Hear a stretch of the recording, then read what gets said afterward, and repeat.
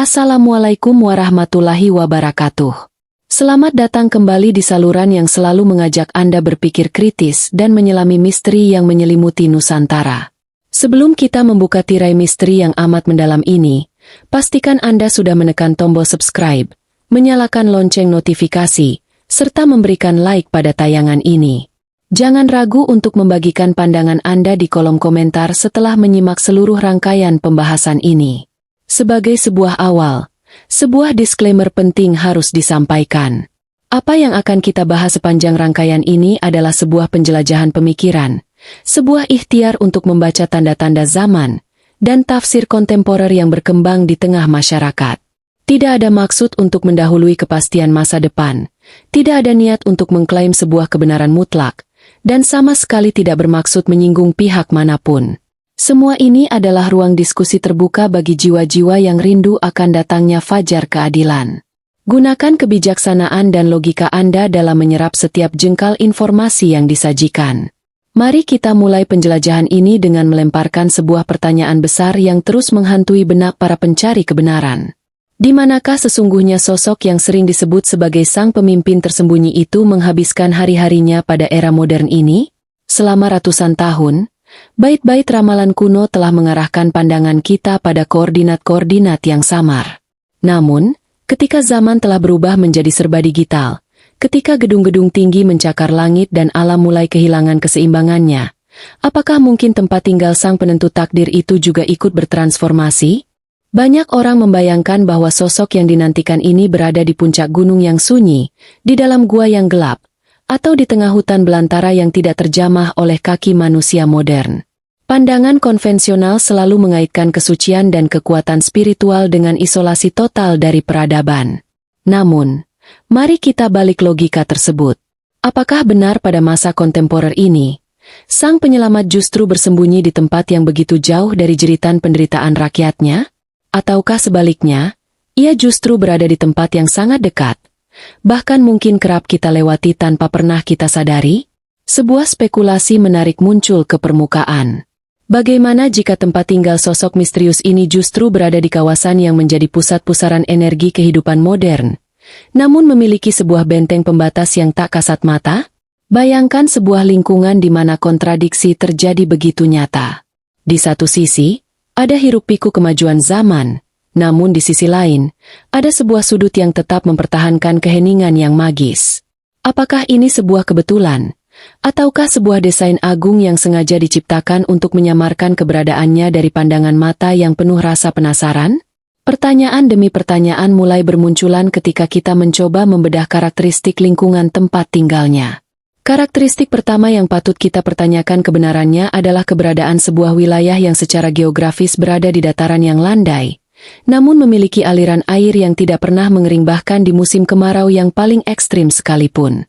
Bukan sebuah sungai besar yang membahana, melainkan jaringan urat nadi air bawah tanah yang mengalir sunyi, menghidupi alam sekitarnya tanpa bersuara. Apakah wilayah seperti ini benar-benar ada di sekitar kita? Menjadi tempat di mana sang pemimpin kontemporer membasuh wajahnya setiap pagi?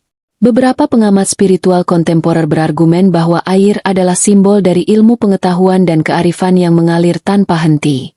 Jika tempat tinggalnya dikelilingi oleh sumber air tersembunyi, hal itu menandakan bahwa sang penghuni adalah sumber dari jawaban atas segala kekacauan zaman. Namun, apakah tafsir ini terlalu berlebihan? Ataukah memang ada korelasi nyata antara kondisi hidrogeologis sebuah wilayah dengan energi spiritual yang dipancarkan oleh sang penuntun zaman? Mari kita amati lebih dalam mengenai arsitektur atau bentuk fisik dari tempat yang diduga menjadi kediamannya. Di era modern ini, rumah-rumah dibangun dengan beton tebal, pagar tinggi, dan sistem keamanan berlapis yang canggih. Apakah sosok yang kita bicarakan ini juga mengadopsi gaya hidup demikian? Ataukah ia justru memilih sebuah hunian yang tampak sangat biasa, cenderung tidak menarik perhatian, bahkan terkesan agak tertinggal jika dibandingkan dengan kemewahan di sekitarnya? Ada sebuah tanda tanya besar di sini. Jika ia adalah calon pemimpin besar, mengapa tempat tinggalnya harus menyamar menjadi sesuatu yang begitu sederhana? Sebuah pemikiran radikal menyatakan bahwa penyamaran terbaik adalah dengan menjadi sama seperti orang lain. Di tengah lingkungan yang penuh dengan persaingan materi, Sebuah rumah yang tidak menonjolkan kekayaan fisik justru menjadi tirai pelindung yang paling efektif.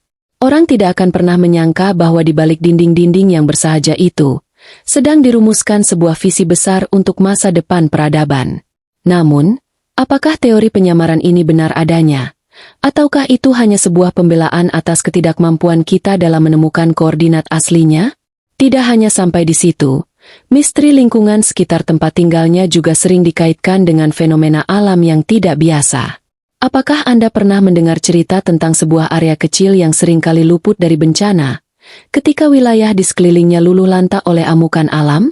Ketika banjir bandang melanda? Atau ketika tanah bergetar hebat? Ada satu titik yang tetap kokoh dan tenang seolah-olah ada payung pelindung tak terlihat yang menaunginya. Apakah fenomena perlindungan alam ini benar-benar terjadi pada kediaman sang penentu takdir kontemporer?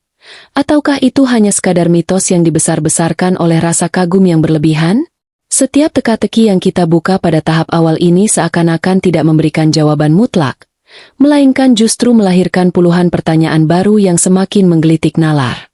Kita dipaksa untuk melepaskan seluruh dogma lama tentang sosok pemimpin yang harus selalu tampil megah sejak awal. Penjelajahan kita baru saja dimulai. Dan tirai kabut yang menutupi kediaman kontemporer sang tokoh misterius ini masih sangat tebal. Apakah Anda mulai merasakan getaran misteri ini? Apakah tanda-tanda yang kita bahas tadi terasa familiar dengan suatu tempat yang pernah Anda dengar atau Anda kunjungi? Jangan terburu-buru mengambil kesimpulan, karena apa yang kita lihat di permukaan seringkali merupakan kebalikan dari kenyataan yang sesungguhnya. Kini saatnya kita mempertanyakan atmosfer, getaran, serta fenomena sosial yang terjadi di sekeliling tempat yang diduga menjadi pusat persembunyian kontemporer tersebut. Apakah tanda-tanda yang akan kita bahas ini merupakan sebuah kenyataan empiris? Ataukah hanya sekadar manifestasi dari harapan kolektif manusia yang merindukan perubahan? Mari kita lemparkan pandangan pada sebuah fenomena sosial yang sangat unik dan penuh tanda tanya. Di lingkungan tempat tinggal sang penuntun zaman ini, kabarnya sering terjadi sebuah keanehan dalam interaksi antar manusia. Apakah benar ada sebuah wilayah pemukiman di mana para tetangga dan masyarakat sekitarnya merasakan sebuah kedamaian yang tidak biasa? Namun di saat yang sama, mereka seolah-olah mengalami kebutaan kolektif? Mereka melihat sosoknya setiap hari, menyapanya saat berpapasan, bahkan mungkin pernah berbincang ringan tentang urusan cuaca.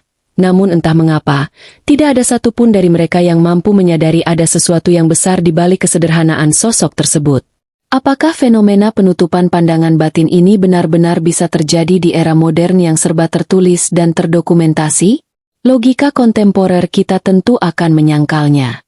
Di zaman di mana setiap orang memiliki kamera di genggaman tangan mereka, dan setiap gerak-gerik bisa dengan mudah diunggah ke dunia maya, bagaimana mungkin sebuah energi spiritual yang begitu besar dapat diredam sedemikian rupa sehingga tidak memicu kecurigaan lingkungan sekitar?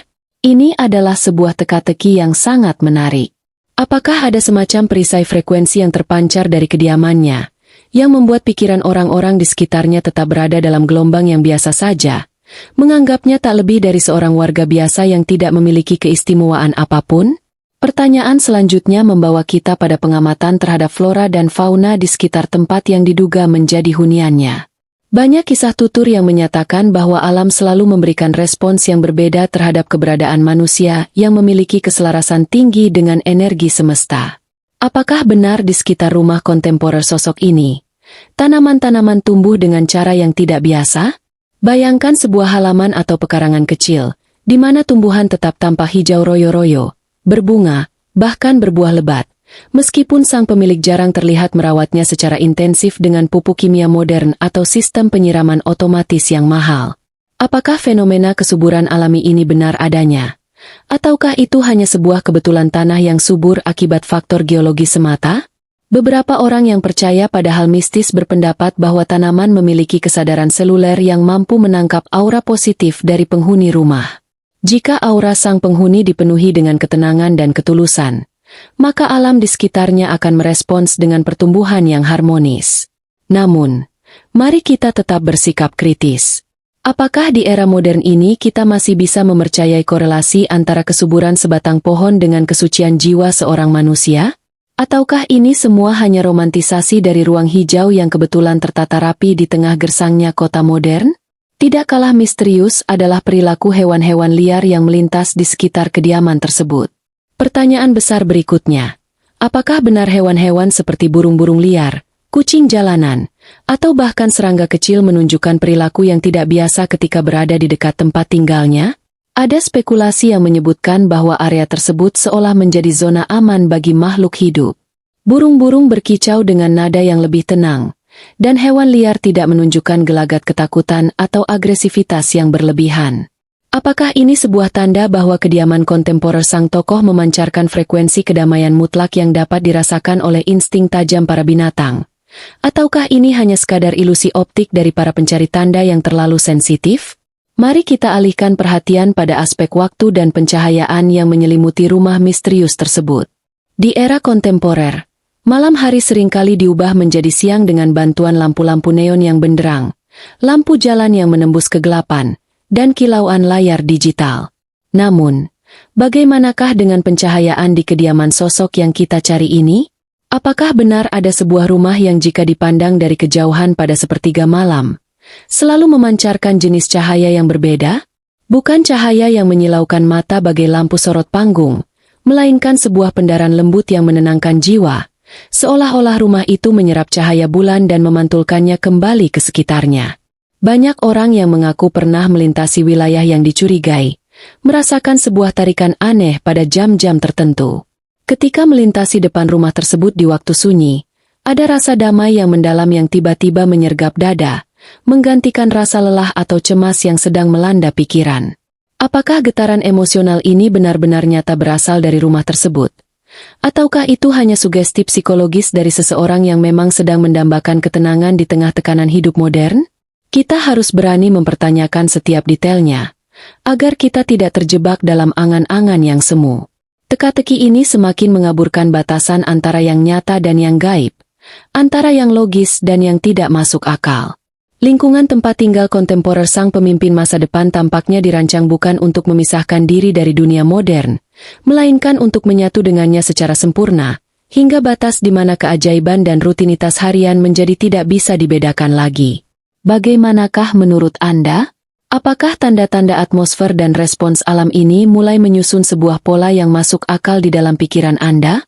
Ataukah Anda menganggap ini semua hanyalah sebuah dongeng modern yang sengaja diembuskan untuk memberi harapan di tengah situasi dunia yang semakin tidak menentu? Pertanyaan-pertanyaan ini akan terus menggantung, menantang ketajaman intuisi kita.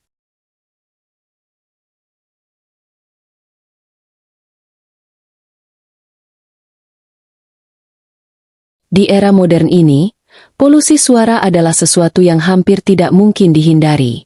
Suara deru mesin kendaraan, bisingnya aktivitas industri, hingga dentuman musik dari gawai manusia seolah telah merenggut hak alam untuk bersuara. Namun, apakah benar di sekitar kediaman sang penuntun zaman, hukum-hukum fisika tentang penyebaran suara seolah mengalami anomali yang luar biasa? Mari kita lemparkan sebuah pertanyaan yang sangat menggelitik. Apakah mungkin ada sebuah rumah, yang meskipun terletak tidak jauh dari jalan raya yang padat atau pemukiman yang bising, memiliki sebuah ruang lingkup udara di mana suara-suara bising tersebut mendadak melunak? Beberapa penjelajah spiritual kontemporer berspekulasi bahwa jika kita berdiri tepat di depan pagar atau batas pekarangan rumah tersebut, suara klakson yang memekakan telinga atau deruk knalpot kendaraan bermotor seolah-olah terdengar sangat jauh, seakan teredam oleh sebuah lapisan atmosfer yang tebal dan tak kasat mata. Apakah fenomena peredaman suara ini benar-benar ada? Ataukah itu hanya sebuah persepsi psikologis belu semata? Secara ilmiah, fenomena seperti ini tentu sangat sulit untuk dijelaskan tanpa adanya perangkat peredam suara mekanis yang canggih dan mahal. Namun, apakah sosok yang sedang kita bahas ini menggunakan teknologi buatan manusia untuk menciptakan ketenangan tersebut? Ataukah ketenangan itu bersumber dari kekuatan internal? Sebuah manifestasi dari ketenangan jiwa sang penghuni yang begitu masif sehingga mampu memengaruhi vibrasi molekul udara di sekitarnya? Ada sebuah tanda tanya besar di sini. Jika fenomena ini benar, maka tempat tinggal kontemporer tersebut bukan sekadar sebuah bangunan fisik, melainkan sebuah medan energi yang aktif memfilter segala bentuk kekacauan dari dunia luar. Mari kita amati lebih jauh tentang jenis suara yang justru terdengar di sekitar kediaman misterius itu pada waktu-waktu tertentu. Apakah benar ada fenomena di mana orang-orang yang memiliki kepekaan telinga di atas rata-rata sering mendengar sayup-sayup suara alam yang seharusnya tidak ada di lingkungan modern? Sebagai contoh, di tengah malam yang sepi, ketika seluruh aktivitas manusia telah terhenti, kabarnya sering terdengar suara gemercik air yang sangat jernih, atau suara tiupan angin yang menggesek dedaunan dengan irama yang sangat ritmis, mirip dengan sebuah alunan musik meditasi yang agung. Padahal, jika dilihat dengan mata telanjang, tidak ada air terjun buatan atau pohon-pohon besar yang cukup untuk menghasilkan suara desir angin sekuat itu. Apakah suara-suara alam yang misterius ini merupakan sebuah tanda bahwa kediaman kontemporer tersebut terhubung dengan sebuah dimensi waktu yang berbeda? Ada sebuah teori spekulatif yang menyatakan bahwa tempat tinggal sang tokoh bertindak sebagai sebuah celah waktu, di mana energi masa lalu yang murni dan energi masa depan yang damai saling bertumbukan dan berinteraksi. Suara gemercik air dan desir angin itu mungkin saja merupakan sisa-sisa memori bumi purba yang tetap terjaga di titik koordinat tersebut, karena keselarasan sang penghuni dengan jiwa bumi. Namun, apakah teori ini tidak terlalu fiktif? Ataukah kita yang sudah terlalu terbiasa dengan kebisingan modern sehingga menganggap suara alam yang murni sebagai sebuah keanehan? Pertanyaan berikutnya yang tidak kalah membingungkan adalah mengenai reaksi dari orang-orang yang mencoba membuat kegaduhan di sekitar area tersebut. Apakah benar ada sebuah hukum tidak tertulis di alam semesta yang menjaga kesucian tempat tersebut dari tangan-tangan jahat atau perilaku tidak sopan? Konon, siapa saja yang berniat buruk, berteriak-teriak tanpa alasan yang jelas, atau menggunakan kata-kata kotor saat melintas di depan rumah tersebut, tiba-tiba akan merasakan tenggorokan mereka tercekat, atau mendadak kehilangan energi secara misterius.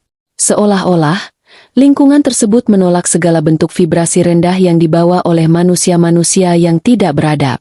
Apakah cerita tentang efek jera instan ini benar-benar terjadi?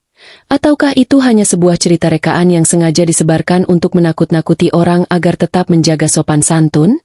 Jika kita melihat dari sudut pandang psikologi massa, rasa segan yang mendalam seringkali muncul secara spontan ketika manusia berhadapan dengan sesuatu yang berwibawa, meskipun kewibawaan itu tidak tampak secara visual. Rumah yang tenang dan terawat dengan cara yang bersahaja seringkali memancarkan aura wibawa yang membuat orang secara tidak sadar merendahkan suara mereka dan memperbaiki sikap tubuh mereka saat melintas. Namun, misteri ini tidak berhenti pada tingkat komunikasi antar manusia saja. Pertanyaan besar yang harus kita ajukan adalah, bagaimanakah dengan suara sang penghuni rumah itu sendiri? Apakah ada orang dari masyarakat modern yang pernah mendengar suaranya secara langsung? Spekulasi yang berkembang menyatakan bahwa ketika sosok ini berbicara, suaranya tidak menggelegar layaknya seorang orator di atas panggung politik, melainkan memiliki frekuensi rendah yang sangat dalam. Suara yang jika didengar oleh orang yang sedang dilanda kesedihan akan mendatangkan ketenangan seketika, dan jika didengar oleh orang yang sedang marah akan memadamkan api kemarahan tersebut dalam sekejap. Apakah karakteristik suara seperti ini benar-benar ada pada diri manusia kontemporer? Ataukah ini hanya sebuah idealisasi dari sosok pemimpin spiritual yang sempurna? Kita hidup di zaman di mana suara yang keras dan penuh intrik seringkali menjadi pemenang di panggung publik. Menemukan sosok yang memiliki kekuatan justru dalam keheningan dan kelembutan suaranya tentu bagaikan mencari sebutir pasir emas di tengah lautan lumpur. Teka-teki ini semakin membawa kita pada kesadaran bahwa tempat tinggal kontemporer yang kita cari mungkin tidak akan pernah bisa ditemukan dengan menggunakan alat pemeta digital atau satelit tercanggih sekalipun. Tempat itu hanya bisa dirasakan oleh mereka yang telah mampu menjinakkan kebisingan di dalam pikiran mereka sendiri. Bagaimanakah pandangan Anda setelah merenungkan misteri suara dan kesunyian ini? Apakah Anda merasa bahwa getaran keheningan seperti ini adalah sesuatu yang mutlak diperlukan oleh sang penuntun zaman untuk merumuskan masa depan peradaban kita? Ataukah Anda menganggap fenomena peredaman suara ini hanyalah sebuah ilusi yang diciptakan oleh kerinduan manusia akan sebuah tempat perlindungan yang damai? Simpan jawaban Anda, karena kabut misteri ini masih menyimpan banyak rahasia. Di tengah dunia modern yang dipenuhi oleh bau asap kendaraan, limbah industri, dan wewangian kimia buatan manusia, apakah benar tempat tinggal sosok yang dinantikan ini memancarkan sebuah tanda penciuman yang sangat spesifik dan penuh tanda tanya? Mari kita lemparkan sebuah pertanyaan yang menantang logika sehat kita. Apakah mungkin ada sebuah rumah di era modern ini yang lingkungannya selalu menyebarkan aroma harum alami secara konsisten, tanpa adanya penggunaan pengharum ruangan elektrik, dupa yang dibakar, atau tanaman bunga yang sedang mekar secara masif di pekarangannya? Beberapa kesaksian samar dari para pencari spiritual menyebutkan bahwa ketika seseorang berjalan mendekati titik koordinat yang diduga sebagai hunian sang penuntun zaman, udara di sekitarnya mendadak berubah menjadi sangat segar, membawa embusan aroma yang mirip dengan perpaduan antara tanah kering yang baru tersiram air hujan pertama, minyak cendana yang sangat lembut, dan keharuman bunga melati yang mekar di sepertiga malam. Apakah fenomena keharuman misterius ini benar-benar nyata? Ataukah itu hanya sebuah halusinasi penciuman yang dialami oleh orang-orang yang terlalu larut dalam pencarian mistis mereka? Secara biologis dan kimiawi, sebuah aroma hanya bisa tercipta jika ada molekul gas tertentu yang dilepaskan ke udara dan ditangkap oleh reseptor hidung kita. Jika tidak ada sumber fisik yang jelas, dari manakah molekul aroma harum itu berasal?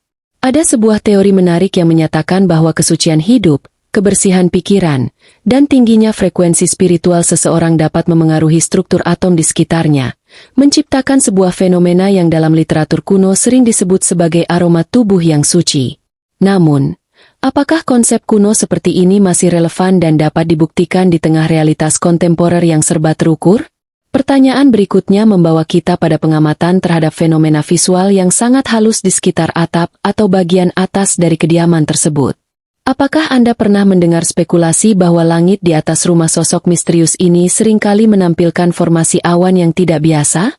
Di kala siang hari yang terik, ketika wilayah di sekitarnya terpapar panas matahari yang menyengat, kabarnya seringkali terdapat sekelompok awan kecil yang secara konsisten berdiam di atas rumah tersebut, memberikan keteduhan alami yang seolah sengaja disediakan oleh alam untuk melindungi sang penghuni. Apakah fenomena awan pelindung ini benar-benar terjadi? Ataukah itu hanya sebuah kebetulan meteorologis akibat arus angin lokal yang kebetulan berputar di atas titik tersebut?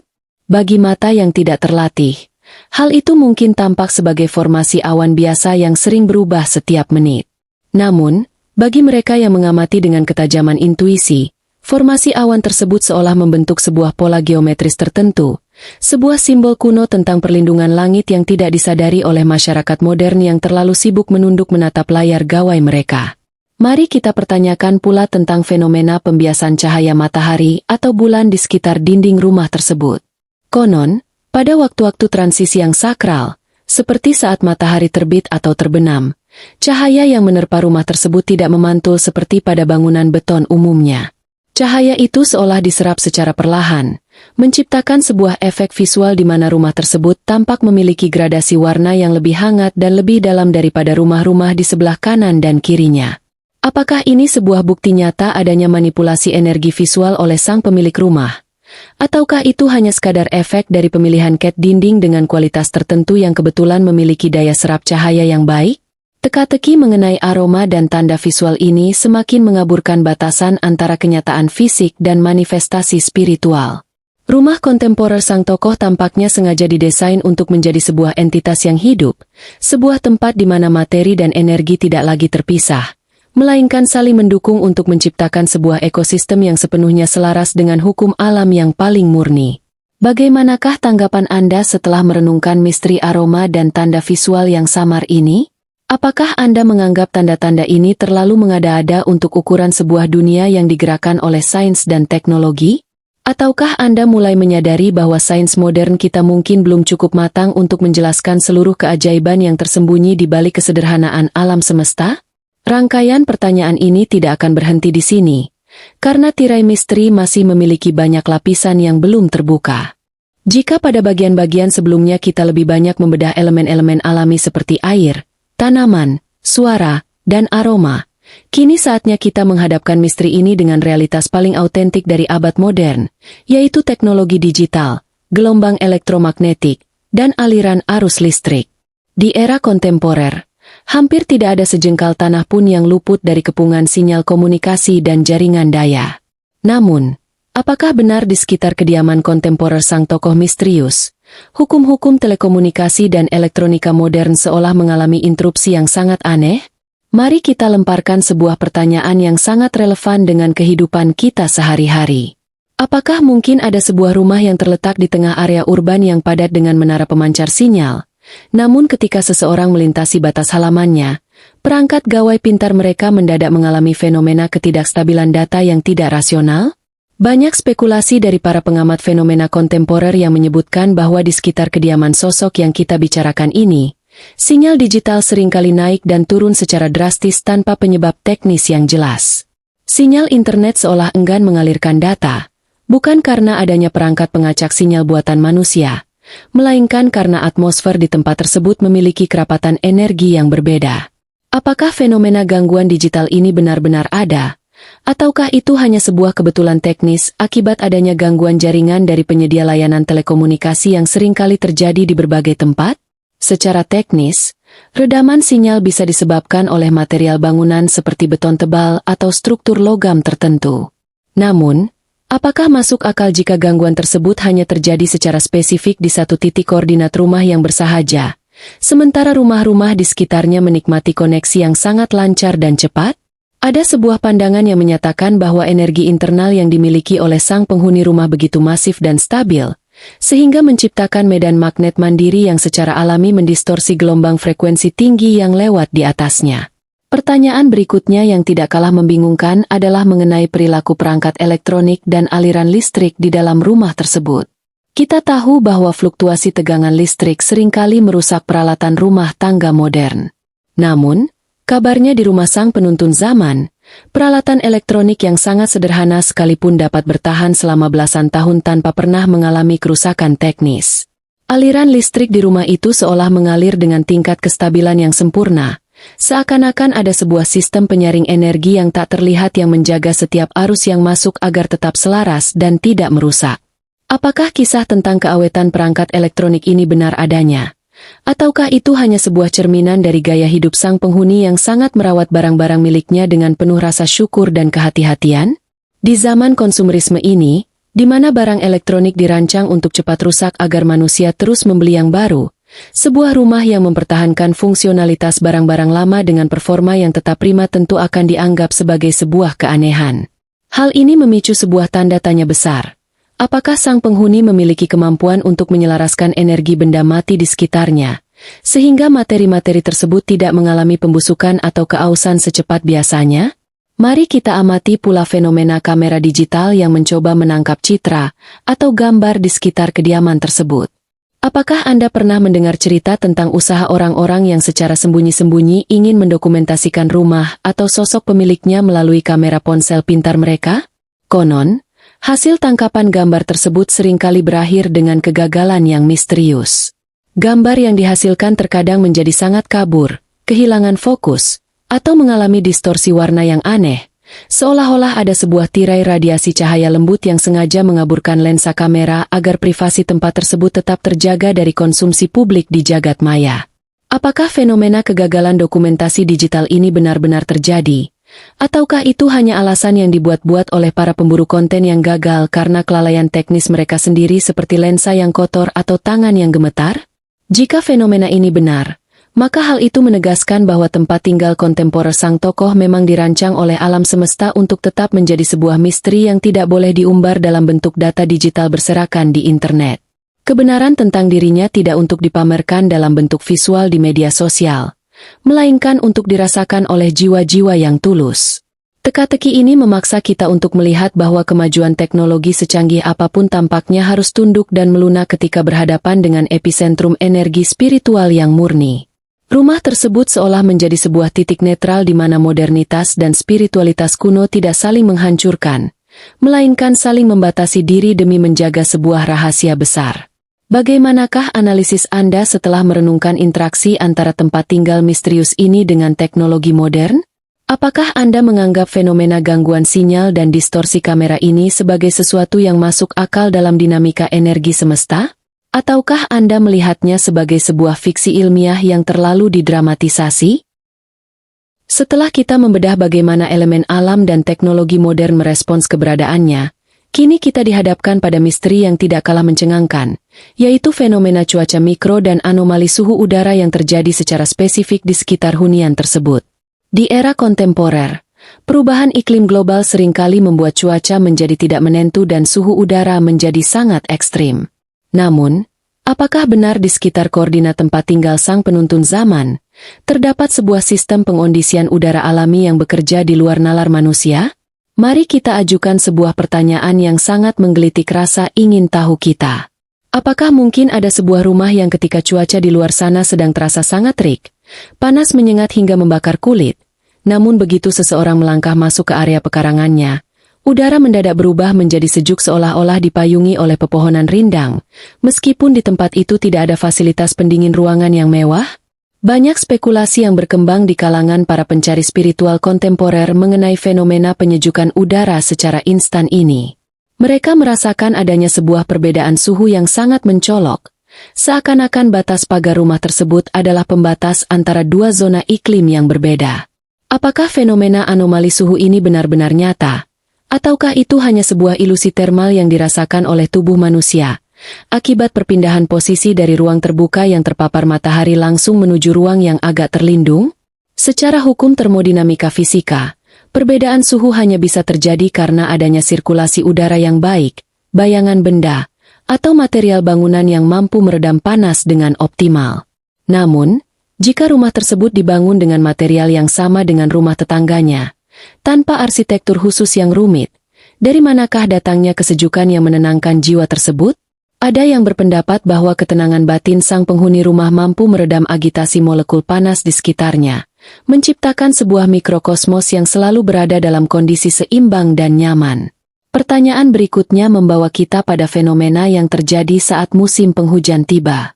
Dikala wilayah pemukiman di sekitarnya seringkali dilanda banjir akibat curah hujan yang tinggi dan sistem drainase kota yang buruk, bagaimanakah kondisi di sekitar kediaman sosok misterius ini?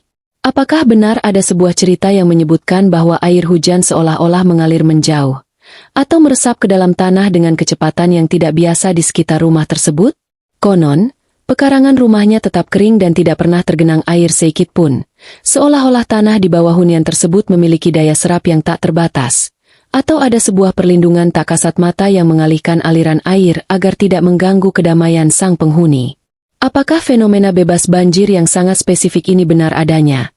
Ataukah itu hanya sebuah kebetulan topografis di mana rumah tersebut kebetulan dibangun di atas tanah yang posisinya sedikit lebih tinggi daripada area sekitarnya? Kita tahu bahwa di tengah kawasan urban, perbedaan tinggi tanah beberapa sentimeter saja bisa sangat menentukan aliran air. Namun, bagi mereka yang percaya pada keselarasan makrokosmos dan mikrokosmos, fenomena ini dipandang sebagai bukti nyata bahwa bumi sendiri enggan mengotori atau merusak tempat tinggal manusia yang selalu menjaganya dengan ketulusan hati. Ini adalah sebuah tanda tanya besar yang menantang nalar kritis kita untuk memisahkan antara faktor alam murni dan intervensi energi spiritual. Mari kita amati pula fenomena tiupan angin di sekitar rumah tersebut pada waktu-waktu tertentu. Apakah Anda pernah mendengar spekulasi bahwa embusan angin di sekitar kediamannya seolah memiliki kecerdasan tersendiri? Ketika udara di seluruh kota terasa mati, pengap, dan tidak bergerak, di sekitar rumah ini kabarnya seringkali berembus sepoi angin yang membawa kesegaran, datang dari arah yang tidak terduga, lalu menghilang begitu saja setelah memberikan rasa nyaman. Sebaliknya, ketika angin ribut atau badai sedang melanda wilayah tersebut, tiupan angin kencang itu seolah merunduk dan melemah ketika melewati atap hunian misterius ini, sehingga tidak menyebabkan kerusakan pada struktur bangunan yang bersahaja itu. Apakah fenomena angin yang adaptif ini benar-benar terjadi? Ataukah itu hanya sebuah dramatisasi dari para pencari tanda yang terlalu puitis dalam menggambarkan sebuah peristiwa cuaca biasa? Jika kita merenungkannya secara mendalam, konsep tentang alam yang tunduk dan bersahabat dengan seorang manusia suci adalah tema yang sangat tua dalam berbagai tradisi kuno. Di era kontemporer ini, ketika manusia modern cenderung mengeksploitasi dan melawan alam, gagasan tentang adanya seorang sosok yang justru berkolaborasi secara harmonis dengan elemen-elemen cuaca tentu terdengar seperti sebuah oase di tengah padang pasir. Teka-teki ini semakin mempertegas bahwa kediaman kontemporer yang kita bahas bukan sekadar sebuah tempat berteduh dari hujan dan panas, melainkan sebuah ruang di mana hukum alam bermanifestasi dalam bentuknya yang paling anggun dan penuh perlindungan. Rumah itu menjadi bukti bahwa jika manusia mampu berdamai dengan dirinya sendiri, maka seluruh elemen alam di sekitarnya juga akan ikut berdamai dan menjaganya. Bagaimanakah pandangan Anda setelah membedah misteri cuaca mikro dan anomali suhu ini? Apakah Anda melihat tanda-tanda ini sebagai sesuatu yang mungkin terjadi di dunia nyata melalui mekanisme alam yang belum kita pahami sepenuhnya? Ataukah Anda menganggapnya sebagai sekadar mitos kontemporer yang lahir dari kerinduan manusia akan perlindungan alam? Rangkaian pertanyaan ini masih akan terus berlanjut. Setelah menjelajahi anomali elemen alami, teknologi, hingga cuaca mikro, kini saatnya kita mengarahkan perhatian pada sebuah sistem penyaringan sosial dan proteksi tak kasat mata yang bekerja di sekitar hunian tersebut. Di era modern, konsep keamanan selalu diidentikan dengan pagar berduri, kamera pengawas yang terhubung ke internet, hingga penjaga berseragam yang memeriksa setiap kartu identitas. Namun, apakah benar di kediaman sang penuntun zaman kontemporer, sistem seleksi terhadap siapa saja yang boleh mendekat justru dikendalikan oleh sebuah mekanisme psikologis dan spiritual yang sangat halus? Mari kita lemparkan sebuah pertanyaan yang penuh misteri. Apakah mungkin ada sebuah rumah yang secara fisik sangat terbuka, terletak di pinggir jalan yang sering dilewati orang, namun entah mengapa, hampir tidak ada orang asing yang memiliki keberanian atau alasan untuk mengetuk pintunya? Spekulasi yang berkembang di kalangan para pencari jejak spiritual menyebutkan adanya fenomena pemblokan niat. Konon, jika ada seseorang yang berjalan atau berkendara dengan tujuan ingin mencari, mengintai, atau mengganggu ketenangan rumah tersebut, sesampainya mereka di radius beberapa puluh meter sebelum lokasi, pikiran mereka tiba-tiba akan terdistraksi secara hebat.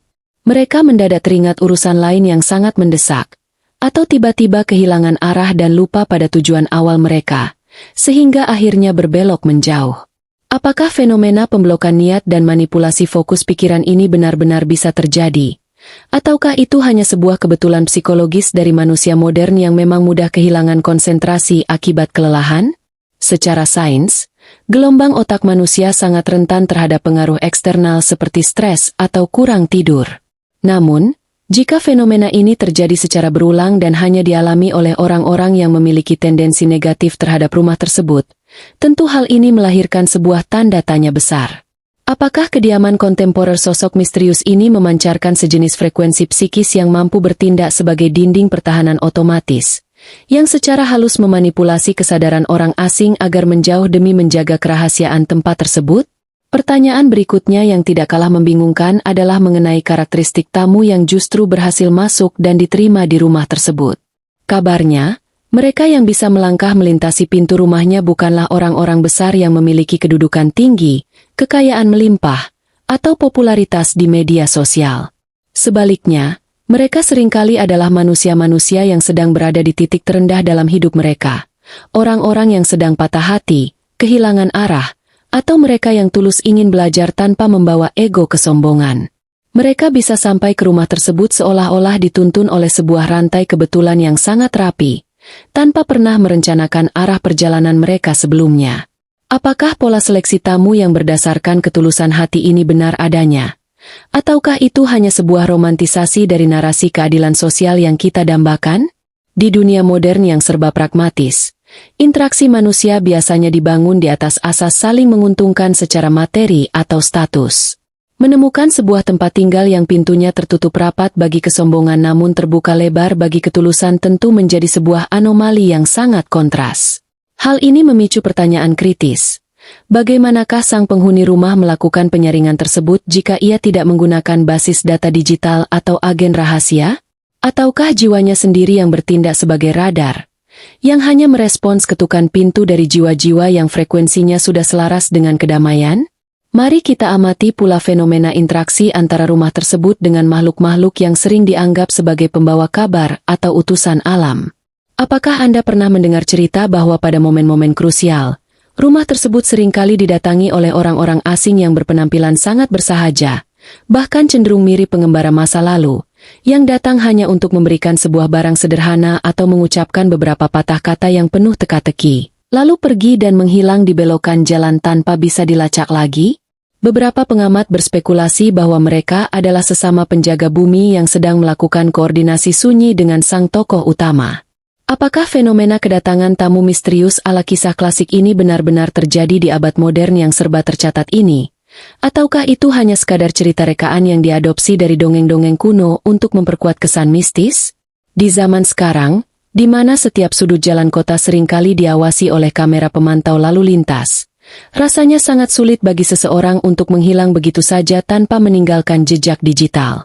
Namun, jika ruang di sekitar kediaman tersebut memang memiliki anomali ruang dan waktu seperti yang kita bahas pada tahap-tahap sebelumnya, maka hilangnya jejak visual seorang manusia bukanlah hal yang mustahil untuk terjadi. Teka-teki ini semakin memperjelas bahwa sistem keamanan terbaik di dunia kontemporer bukanlah teknologi yang mahal, melainkan kesunyian dan ketidakmenonjolan yang dilindungi oleh hukum-hukum kesadaran universal. Rumah tersebut tetap aman bukan karena ia menjauh dari manusia, melainkan karena ia menyembunyikan dirinya di dalam penglihatan semua orang, menjadi sebuah teka-teki yang hanya bisa dipecahkan oleh kunci ketulusan. Bagaimanakah analisis Anda setelah merenungkan misteri proteksi psikis dan seleksi tamu ini? Apakah Anda merasa bahwa konsep benteng pertahanan berbasis frekuensi pikiran ini adalah sesuatu yang masuk akal dalam studi energi manusia? Ataukah Anda menganggapnya sebagai sebuah fantasi yang terlalu dilebih-lebihkan untuk menutupi ketidakmampuan kita dalam menemukan keberadaan aslinya? Di era modern ini, kelangsungan hidup sebuah rumah tangga sangat bergantung pada keterlibatan aktif dalam sistem ekonomi global. Manusia harus bekerja, mengumpulkan mata uang, membayar tagihan bulanan, dan berbelanja kebutuhan pokok di pasar atau pusat perbelanjaan. Namun, apakah benar di dalam rumah sang penuntun zaman, terdapat sebuah pola bertahan hidup yang sepenuhnya mandiri dan seolah memutus rantai ketergantungan pada ambisi materialistik dunia luar? Mari kita ajukan sebuah pertanyaan yang sangat mendasar namun krusial. Bagaimanakah cara sosok misterius ini memenuhi kebutuhan pangan dan kebutuhan harian di dalam rumahnya tanpa pernah terlihat mengejar karir, jabatan, atau keuntungan finansial layaknya manusia modern lainnya? Banyak spekulasi dari para pengamat sosial spiritual yang menyebutkan adanya fenomena kecukupan yang sunyi.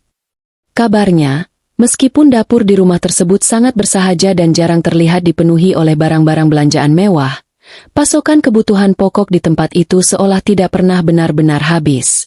Selalu ada saja bahan makanan yang tersedia untuk diolah, bahkan ketika rumah tersebut kedatangan tamu-tamu asing yang membutuhkan jamuan.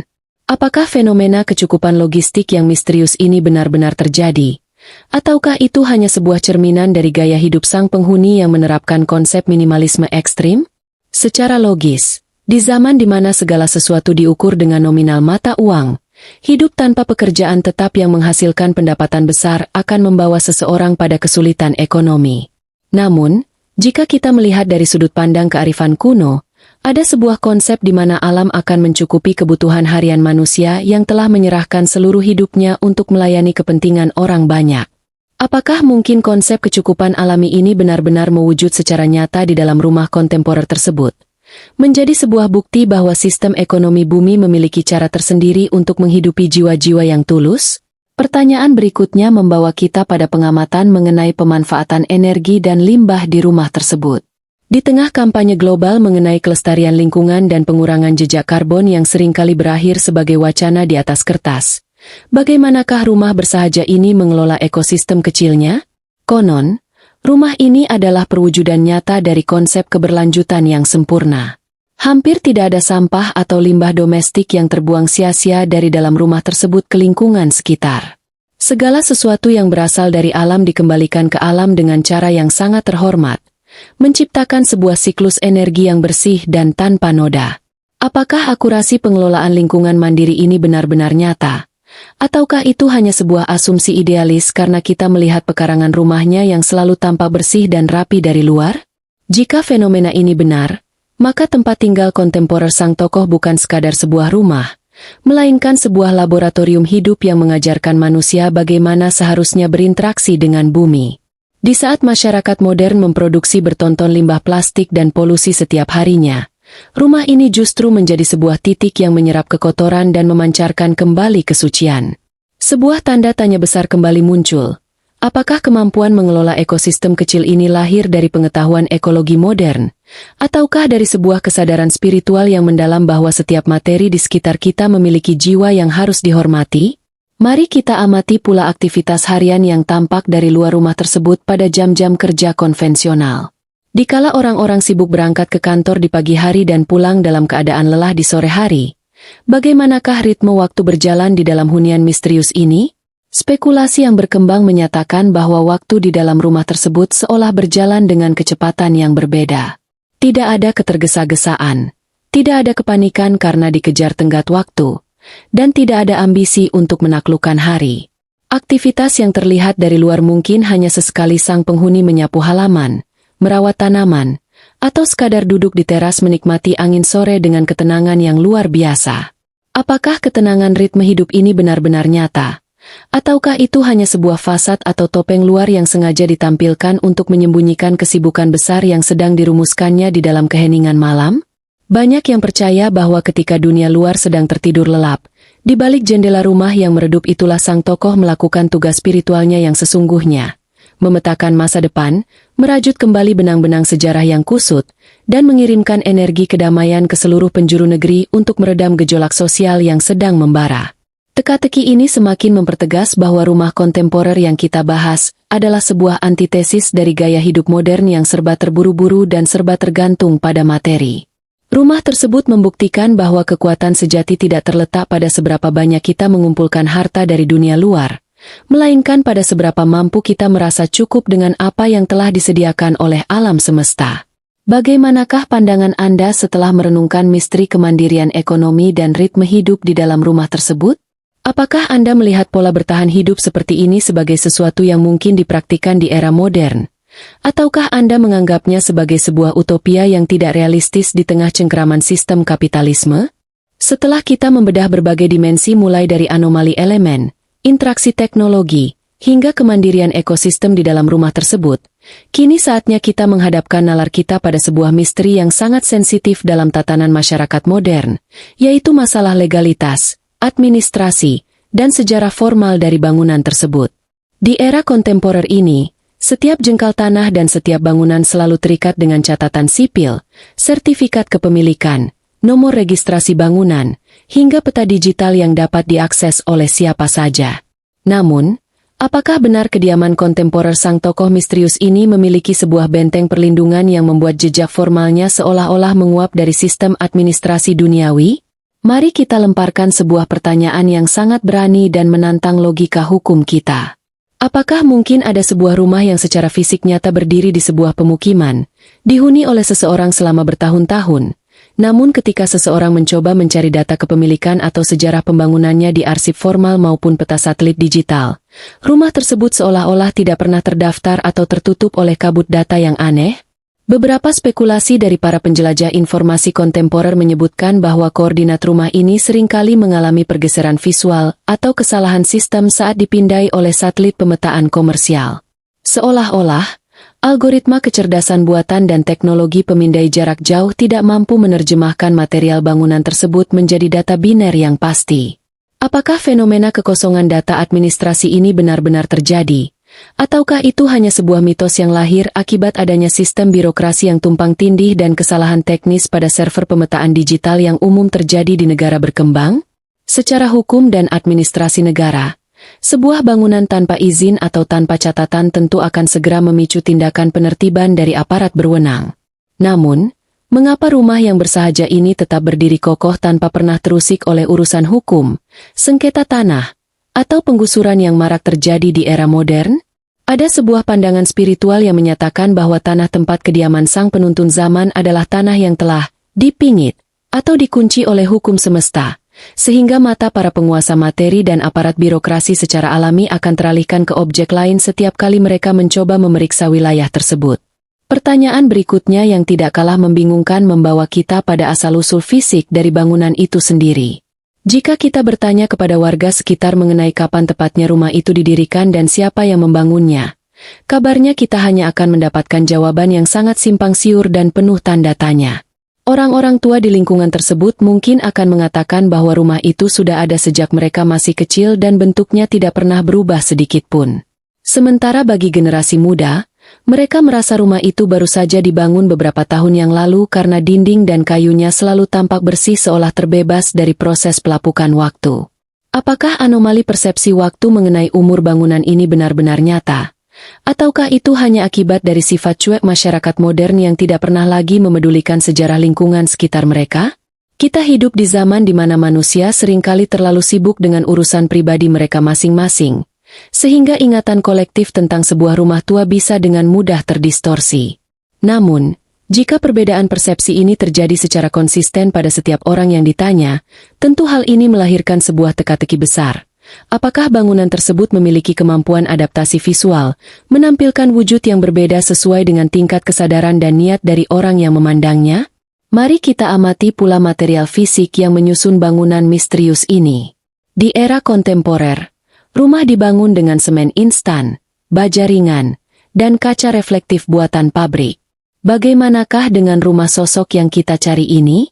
Spekulasi yang berkembang menyatakan bahwa jika kita melihatnya dari dekat, material bangunan tersebut tampak seperti perpaduan yang mustahil antara unsur kuno dan unsur modern. Kayu-kayu penyangganya tampak seperti kayu purba yang sangat keras dan tidak bisa ditembus oleh paku modern. Namun jalinan strukturnya memiliki tingkat kepresisian yang sangat tinggi, melebihi hasil kerja mesin pabrikan tercanggih saat ini. Apakah karakteristik material yang paradoks ini benar adanya? Ataukah itu hanya sebuah ilusi mata dari para pencari tanda yang terpesona oleh keunikan arsitektur rumah tersebut? Jika fenomena ini nyata, maka hal itu mempertegas bahwa tempat tinggal kontemporer sang tokoh memang bukan sekadar produk dari industri konstruksi biasa, melainkan sebuah manifestasi fisik dari pengetahuan arsitektur suci yang menyelaraskan geometri bumi dengan frekuensi langit, sebuah ilmu yang telah lama hilang dari peradaban manusia yang serba instan ini. Teka-teki ini membawa kita pada sebuah kesimpulan sementara yang sangat mendalam. Benteng penyamaran terbaik dari kediaman kontemporer sang pemimpin masa depan bukanlah letaknya yang tersembunyi di pedalaman, melainkan keberadaannya yang berada di luar jangkauan logika sistem dunia modern.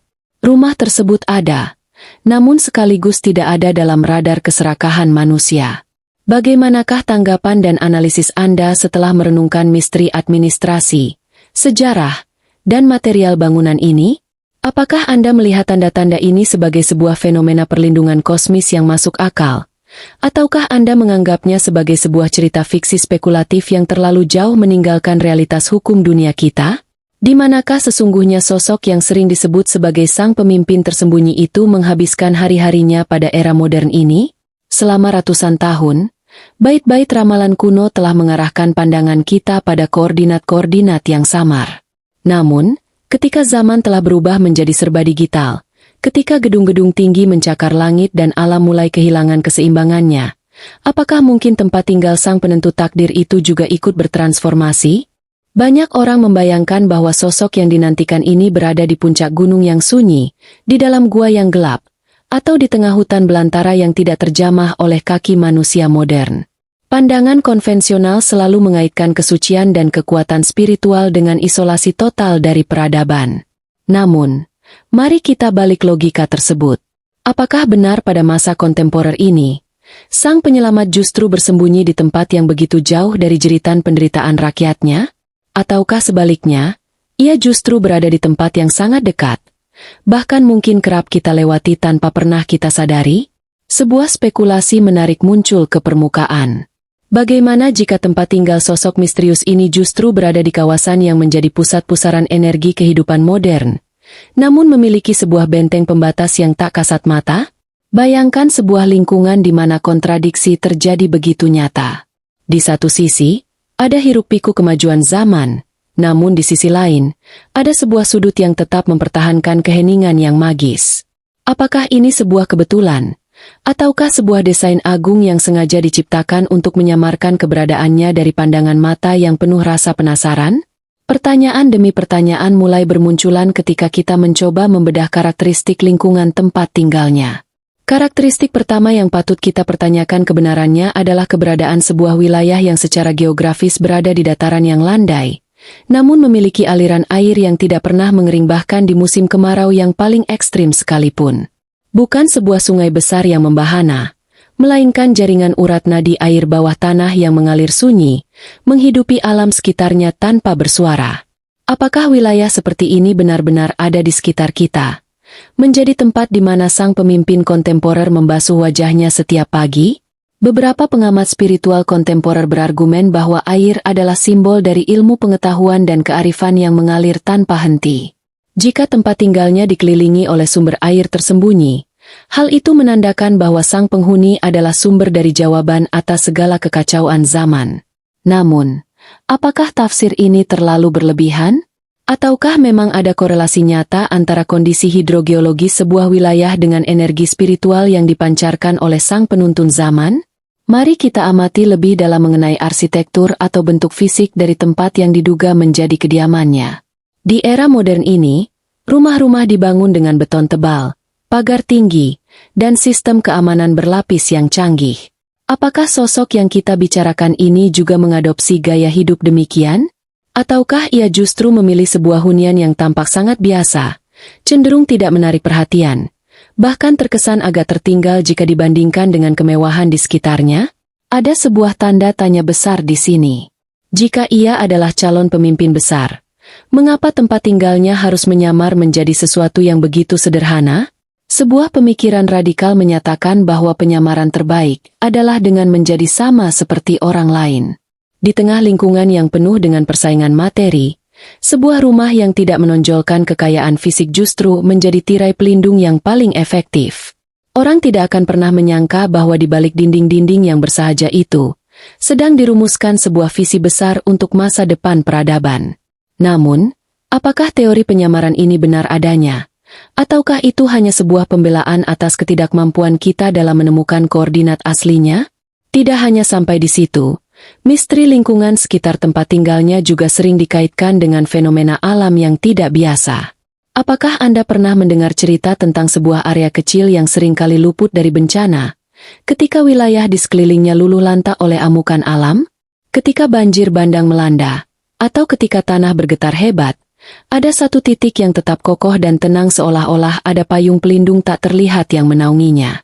Apakah fenomena perlindungan alam ini benar-benar terjadi pada kediaman sang penentu takdir kontemporer? Ataukah itu hanya sekadar mitos yang dibesar-besarkan oleh rasa kagum yang berlebihan?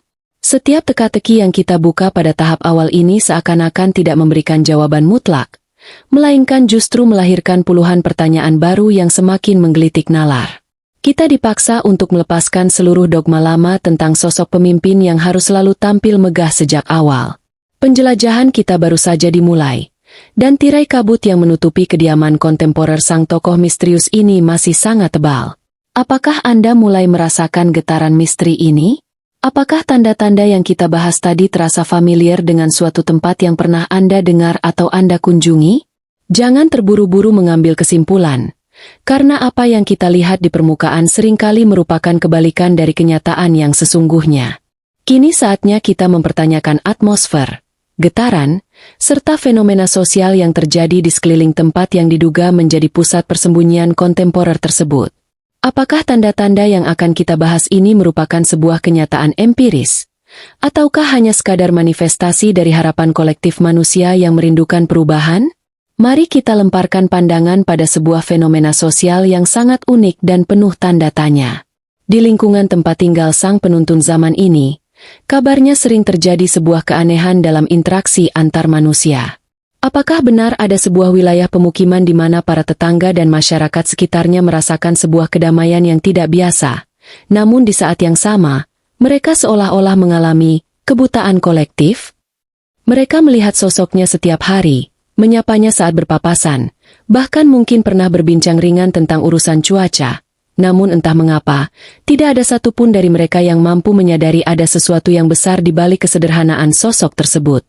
Apakah fenomena penutupan pandangan batin ini benar-benar bisa terjadi di era modern yang serba tertulis dan terdokumentasi? Logika kontemporer kita tentu akan menyangkalnya.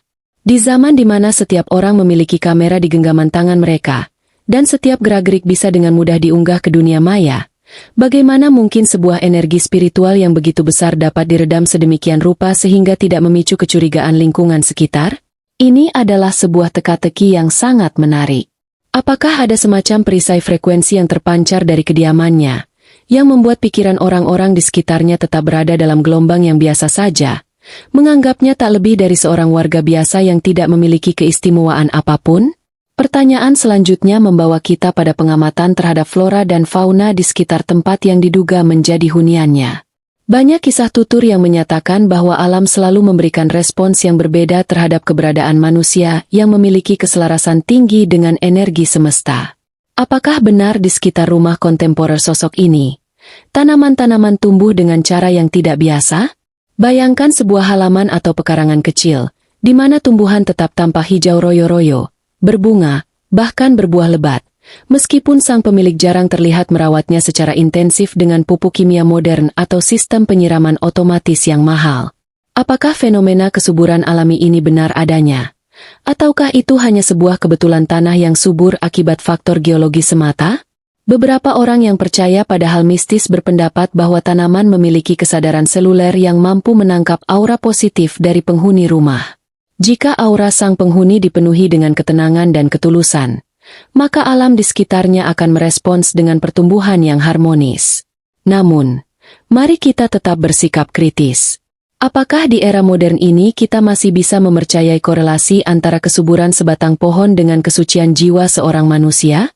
Ataukah ini semua hanya romantisasi dari ruang hijau yang kebetulan tertata rapi di tengah gersangnya kota modern? Tidak kalah misterius adalah perilaku hewan-hewan liar yang melintas di sekitar kediaman tersebut. Pertanyaan besar berikutnya, apakah benar hewan-hewan seperti burung-burung liar, kucing jalanan, atau bahkan serangga kecil menunjukkan perilaku yang tidak biasa ketika berada di dekat tempat tinggalnya? Ada spekulasi yang menyebutkan bahwa area tersebut seolah menjadi zona aman bagi makhluk hidup. Burung-burung berkicau dengan nada yang lebih tenang, dan hewan liar tidak menunjukkan gelagat ketakutan atau agresivitas yang berlebihan. Apakah ini sebuah tanda bahwa kediaman kontemporer sang tokoh memancarkan frekuensi kedamaian mutlak yang dapat dirasakan oleh insting tajam para binatang? Ataukah ini hanya sekadar ilusi optik dari para pencari tanda yang terlalu sensitif? Mari kita alihkan perhatian pada aspek waktu dan pencahayaan yang menyelimuti rumah misterius tersebut. Di era kontemporer, malam hari seringkali diubah menjadi siang dengan bantuan lampu-lampu neon yang benderang, lampu jalan yang menembus kegelapan, dan kilauan layar digital. Namun, bagaimanakah dengan pencahayaan di kediaman sosok yang kita cari ini? Apakah benar ada sebuah rumah yang jika dipandang dari kejauhan pada sepertiga malam, selalu memancarkan jenis cahaya yang berbeda? Bukan cahaya yang menyilaukan mata bagai lampu sorot panggung, melainkan sebuah pendaran lembut yang menenangkan jiwa, seolah-olah rumah itu menyerap cahaya bulan dan memantulkannya kembali ke sekitarnya. Banyak orang yang mengaku pernah melintasi wilayah yang dicurigai, merasakan sebuah tarikan aneh pada jam-jam tertentu. Ketika melintasi depan rumah tersebut di waktu sunyi, ada rasa damai yang mendalam yang tiba-tiba menyergap dada, menggantikan rasa lelah atau cemas yang sedang melanda pikiran. Apakah getaran emosional ini benar-benar nyata berasal dari rumah tersebut? Ataukah itu hanya sugesti psikologis dari seseorang yang memang sedang mendambakan ketenangan di tengah tekanan hidup modern? Kita harus berani mempertanyakan setiap detailnya, agar kita tidak terjebak dalam angan-angan yang semu. Teka-teki ini semakin mengaburkan batasan antara yang nyata dan yang gaib, antara yang logis dan yang tidak masuk akal. Lingkungan tempat tinggal kontemporer sang pemimpin masa depan tampaknya dirancang bukan untuk memisahkan diri dari dunia modern, melainkan untuk menyatu dengannya secara sempurna, hingga batas di mana keajaiban dan rutinitas harian menjadi tidak bisa dibedakan lagi. Bagaimanakah menurut Anda? Apakah tanda-tanda atmosfer dan respons alam ini mulai menyusun sebuah pola yang masuk akal di dalam pikiran Anda? Ataukah Anda menganggap ini semua hanyalah sebuah dongeng modern yang sengaja diembuskan untuk memberi harapan di tengah situasi dunia yang semakin tidak menentu? Pertanyaan-pertanyaan ini akan terus menggantung, menantang ketajaman intuisi kita.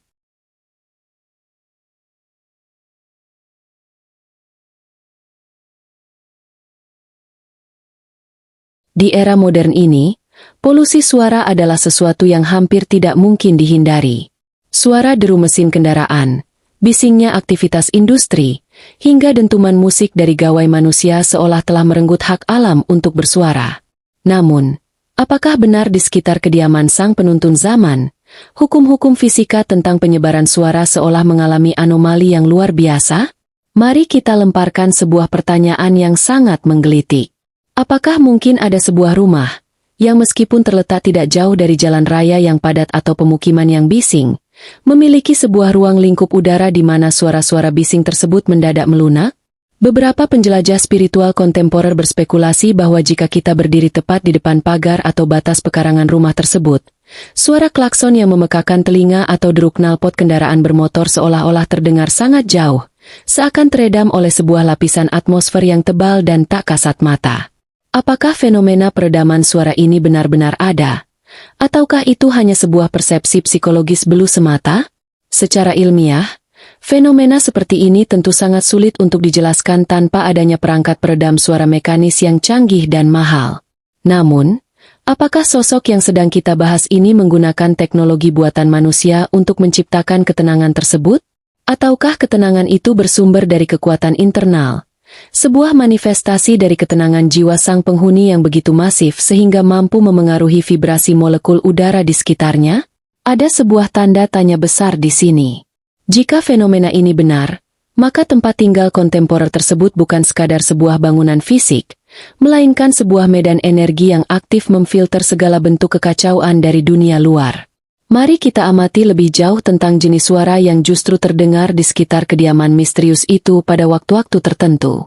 Apakah benar ada fenomena di mana orang-orang yang memiliki kepekaan telinga di atas rata-rata sering mendengar sayup-sayup suara alam yang seharusnya tidak ada di lingkungan modern? Sebagai contoh, di tengah malam yang sepi, ketika seluruh aktivitas manusia telah terhenti, kabarnya sering terdengar suara gemercik air yang sangat jernih, atau suara tiupan angin yang menggesek dedaunan dengan irama yang sangat ritmis, mirip dengan sebuah alunan musik meditasi yang agung. Padahal, jika dilihat dengan mata telanjang, tidak ada air terjun buatan atau pohon-pohon besar yang cukup untuk menghasilkan suara desir angin sekuat itu. Apakah suara-suara alam yang misterius ini merupakan sebuah tanda bahwa kediaman kontemporer tersebut terhubung dengan sebuah dimensi waktu yang berbeda? Ada sebuah teori spekulatif yang menyatakan bahwa tempat tinggal sang tokoh bertindak sebagai sebuah celah waktu, di mana energi masa lalu yang murni dan energi masa depan yang damai saling bertumbukan dan berinteraksi. Suara gemercik air dan desir angin itu mungkin saja merupakan sisa-sisa memori bumi purba yang tetap terjaga di titik koordinat tersebut, karena keselarasan sang penghuni dengan jiwa bumi. Namun, apakah teori ini tidak terlalu fiktif? Ataukah kita yang sudah terlalu terbiasa dengan kebisingan modern sehingga menganggap suara alam yang murni sebagai sebuah keanehan? Pertanyaan berikutnya yang tidak kalah membingungkan adalah mengenai reaksi dari orang-orang yang mencoba membuat kegaduhan di sekitar area tersebut. Apakah benar ada sebuah hukum tidak tertulis di alam semesta yang menjaga kesucian tempat tersebut dari tangan-tangan jahat atau perilaku tidak sopan? Konon, siapa saja yang berniat buruk, berteriak-teriak tanpa alasan yang jelas, atau menggunakan kata-kata kotor saat melintas di depan rumah tersebut, tiba-tiba akan merasakan tenggorokan mereka tercekat, atau mendadak kehilangan energi secara misterius. Seolah-olah, lingkungan tersebut menolak segala bentuk vibrasi rendah yang dibawa oleh manusia-manusia yang tidak beradab. Apakah cerita tentang efek jera instan ini benar-benar terjadi? Ataukah itu hanya sebuah cerita rekaan yang sengaja disebarkan untuk menakut-nakuti orang agar tetap menjaga sopan santun? Jika kita melihat dari sudut pandang psikologi massa, rasa segan yang mendalam seringkali muncul secara spontan ketika manusia berhadapan dengan sesuatu yang berwibawa, meskipun kewibawaan itu tidak tampak secara visual. Rumah yang tenang dan terawat dengan cara yang bersahaja seringkali memancarkan aura wibawa yang membuat orang secara tidak sadar merendahkan suara mereka dan memperbaiki sikap tubuh mereka saat melintas. Namun, misteri ini tidak berhenti pada tingkat komunikasi antar manusia saja. Pertanyaan besar yang harus kita ajukan adalah, bagaimanakah dengan suara sang penghuni rumah itu sendiri? Apakah ada orang dari masyarakat modern yang pernah mendengar suaranya secara langsung? Spekulasi yang berkembang menyatakan bahwa ketika sosok ini berbicara, suaranya tidak menggelegar layaknya seorang orator di atas panggung politik, melainkan memiliki frekuensi rendah yang sangat dalam. Suara yang jika didengar oleh orang yang sedang dilanda kesedihan akan mendatangkan ketenangan seketika, dan jika didengar oleh orang yang sedang marah akan memadamkan api kemarahan tersebut dalam sekejap. Apakah karakteristik suara seperti ini benar-benar ada pada diri manusia kontemporer? Ataukah ini hanya sebuah idealisasi dari sosok pemimpin spiritual yang sempurna? Kita hidup di zaman di mana suara yang keras dan penuh intrik seringkali menjadi pemenang di panggung publik. Menemukan sosok yang memiliki kekuatan justru dalam keheningan dan kelembutan suaranya tentu bagaikan mencari sebutir pasir emas di tengah lautan lumpur. Teka-teki ini semakin membawa kita pada kesadaran bahwa tempat tinggal kontemporer yang kita cari mungkin tidak akan pernah bisa ditemukan dengan menggunakan alat pemeta digital atau satelit tercanggih sekalipun. Tempat itu hanya bisa dirasakan oleh mereka yang telah mampu menjinakkan kebisingan di dalam pikiran mereka sendiri. Bagaimanakah pandangan Anda setelah merenungkan misteri suara dan kesunyian ini? Apakah Anda merasa bahwa getaran keheningan seperti ini adalah sesuatu yang mutlak diperlukan oleh sang penuntun zaman untuk merumuskan masa depan peradaban kita? Ataukah Anda menganggap fenomena peredaman suara ini hanyalah sebuah ilusi yang diciptakan oleh kerinduan manusia akan sebuah tempat perlindungan yang damai?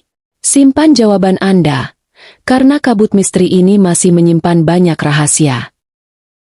Di tengah dunia modern yang dipenuhi oleh bau asap kendaraan, limbah industri, dan wewangian kimia buatan manusia, apakah benar tempat tinggal sosok yang dinantikan ini memancarkan sebuah tanda penciuman yang sangat spesifik dan penuh tanda tanya?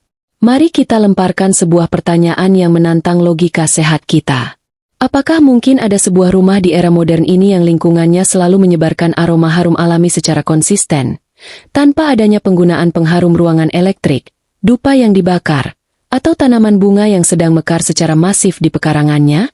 Beberapa kesaksian samar dari para pencari spiritual menyebutkan bahwa ketika seseorang berjalan mendekati titik koordinat yang diduga sebagai hunian sang penuntun zaman, udara di sekitarnya mendadak berubah menjadi sangat segar, membawa embusan aroma yang mirip dengan perpaduan antara tanah kering yang baru tersiram air hujan pertama, minyak cendana yang sangat lembut, dan keharuman bunga melati yang mekar di sepertiga malam. Apakah fenomena keharuman misterius ini benar-benar nyata? Ataukah itu hanya sebuah halusinasi penciuman yang dialami oleh orang-orang yang terlalu larut dalam pencarian mistis mereka? Secara biologis dan kimiawi, sebuah aroma hanya bisa tercipta jika ada molekul gas tertentu yang dilepaskan ke udara dan ditangkap oleh reseptor hidung kita. Jika tidak ada sumber fisik yang jelas, dari manakah molekul aroma harum itu berasal? Ada sebuah teori menarik yang menyatakan bahwa kesucian hidup, kebersihan pikiran, dan tingginya frekuensi spiritual seseorang dapat memengaruhi struktur atom di sekitarnya, menciptakan sebuah fenomena yang dalam literatur kuno sering disebut sebagai aroma tubuh yang suci. Namun, apakah konsep kuno seperti ini masih relevan dan dapat dibuktikan di tengah realitas kontemporer yang serba terukur? Pertanyaan berikutnya membawa kita pada pengamatan terhadap fenomena visual yang sangat halus di sekitar atap atau bagian atas dari kediaman tersebut. Apakah Anda pernah mendengar spekulasi bahwa langit di atas rumah sosok misterius ini seringkali menampilkan formasi awan yang tidak biasa? Di kala siang hari yang terik, ketika wilayah di sekitarnya terpapar panas matahari yang menyengat, kabarnya seringkali terdapat sekelompok awan kecil yang secara konsisten berdiam di atas rumah tersebut, memberikan keteduhan alami yang seolah sengaja disediakan oleh alam untuk melindungi sang penghuni. Apakah fenomena awan pelindung ini benar-benar terjadi? Ataukah itu hanya sebuah kebetulan meteorologis akibat arus angin lokal yang kebetulan berputar di atas titik tersebut? Bagi mata yang tidak terlatih, hal itu mungkin tampak sebagai formasi awan biasa yang sering berubah setiap menit. Namun, bagi mereka yang mengamati dengan ketajaman intuisi, formasi awan tersebut seolah membentuk sebuah pola geometris tertentu, sebuah simbol kuno tentang perlindungan langit yang tidak disadari oleh masyarakat modern yang terlalu sibuk menunduk menatap layar gawai mereka.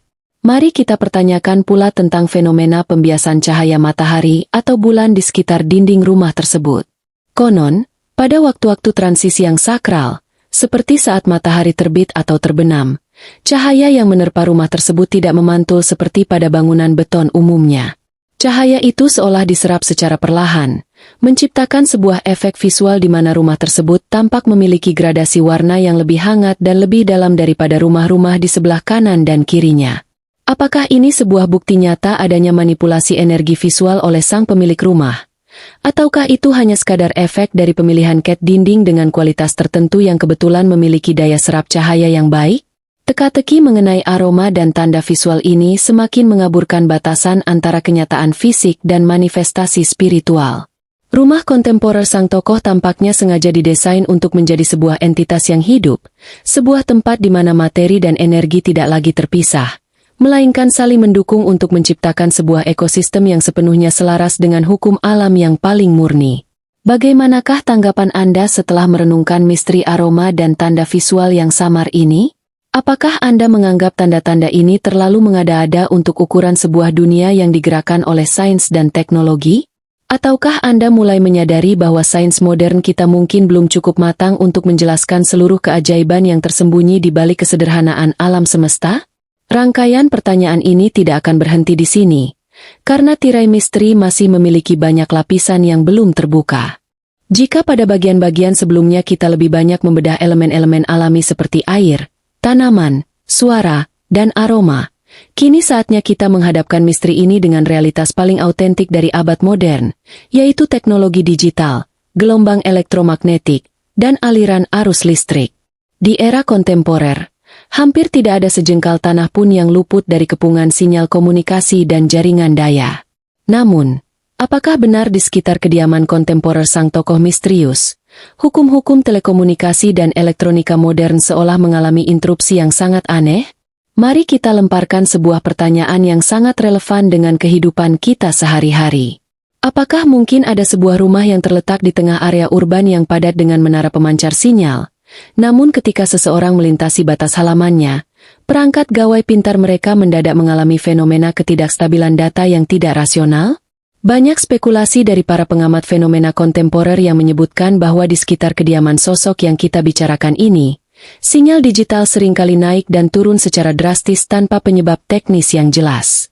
Sinyal internet seolah enggan mengalirkan data, bukan karena adanya perangkat pengacak sinyal buatan manusia, melainkan karena atmosfer di tempat tersebut memiliki kerapatan energi yang berbeda.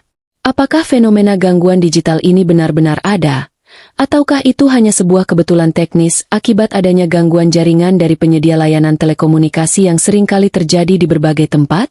Secara teknis, redaman sinyal bisa disebabkan oleh material bangunan seperti beton tebal atau struktur logam tertentu. Namun, apakah masuk akal jika gangguan tersebut hanya terjadi secara spesifik di satu titik koordinat rumah yang bersahaja, sementara rumah-rumah di sekitarnya menikmati koneksi yang sangat lancar dan cepat? Ada sebuah pandangan yang menyatakan bahwa energi internal yang dimiliki oleh sang penghuni rumah begitu masif dan stabil, sehingga menciptakan medan magnet mandiri yang secara alami mendistorsi gelombang frekuensi tinggi yang lewat di atasnya. Pertanyaan berikutnya yang tidak kalah membingungkan adalah mengenai perilaku perangkat elektronik dan aliran listrik di dalam rumah tersebut. Kita tahu bahwa fluktuasi tegangan listrik seringkali merusak peralatan rumah tangga modern. Namun, kabarnya di rumah sang penuntun zaman, peralatan elektronik yang sangat sederhana sekalipun dapat bertahan selama belasan tahun tanpa pernah mengalami kerusakan teknis. Aliran listrik di rumah itu seolah mengalir dengan tingkat kestabilan yang sempurna, seakan-akan ada sebuah sistem penyaring energi yang tak terlihat yang menjaga setiap arus yang masuk agar tetap selaras dan tidak merusak. Apakah kisah tentang keawetan perangkat elektronik ini benar adanya? Ataukah itu hanya sebuah cerminan dari gaya hidup sang penghuni yang sangat merawat barang-barang miliknya dengan penuh rasa syukur dan kehati-hatian? Di zaman konsumerisme ini, di mana barang elektronik dirancang untuk cepat rusak agar manusia terus membeli yang baru, sebuah rumah yang mempertahankan fungsionalitas barang-barang lama dengan performa yang tetap prima tentu akan dianggap sebagai sebuah keanehan. Hal ini memicu sebuah tanda tanya besar. Apakah sang penghuni memiliki kemampuan untuk menyelaraskan energi benda mati di sekitarnya, sehingga materi-materi tersebut tidak mengalami pembusukan atau keausan secepat biasanya? Mari kita amati pula fenomena kamera digital yang mencoba menangkap citra atau gambar di sekitar kediaman tersebut. Apakah Anda pernah mendengar cerita tentang usaha orang-orang yang secara sembunyi-sembunyi ingin mendokumentasikan rumah atau sosok pemiliknya melalui kamera ponsel pintar mereka? Konon, hasil tangkapan gambar tersebut seringkali berakhir dengan kegagalan yang misterius. Gambar yang dihasilkan terkadang menjadi sangat kabur, kehilangan fokus, atau mengalami distorsi warna yang aneh, seolah-olah ada sebuah tirai radiasi cahaya lembut yang sengaja mengaburkan lensa kamera agar privasi tempat tersebut tetap terjaga dari konsumsi publik di jagat maya. Apakah fenomena kegagalan dokumentasi digital ini benar-benar terjadi? Ataukah itu hanya alasan yang dibuat-buat oleh para pemburu konten yang gagal karena kelalaian teknis mereka sendiri seperti lensa yang kotor atau tangan yang gemetar? Jika fenomena ini benar, maka hal itu menegaskan bahwa tempat tinggal kontemporer sang tokoh memang dirancang oleh alam semesta untuk tetap menjadi sebuah misteri yang tidak boleh diumbar dalam bentuk data digital berserakan di internet. Kebenaran tentang dirinya tidak untuk dipamerkan dalam bentuk visual di media sosial, melainkan untuk dirasakan oleh jiwa-jiwa yang tulus. Teka-teki ini memaksa kita untuk melihat bahwa kemajuan teknologi secanggih apapun tampaknya harus tunduk dan melunak ketika berhadapan dengan epicentrum energi spiritual yang murni.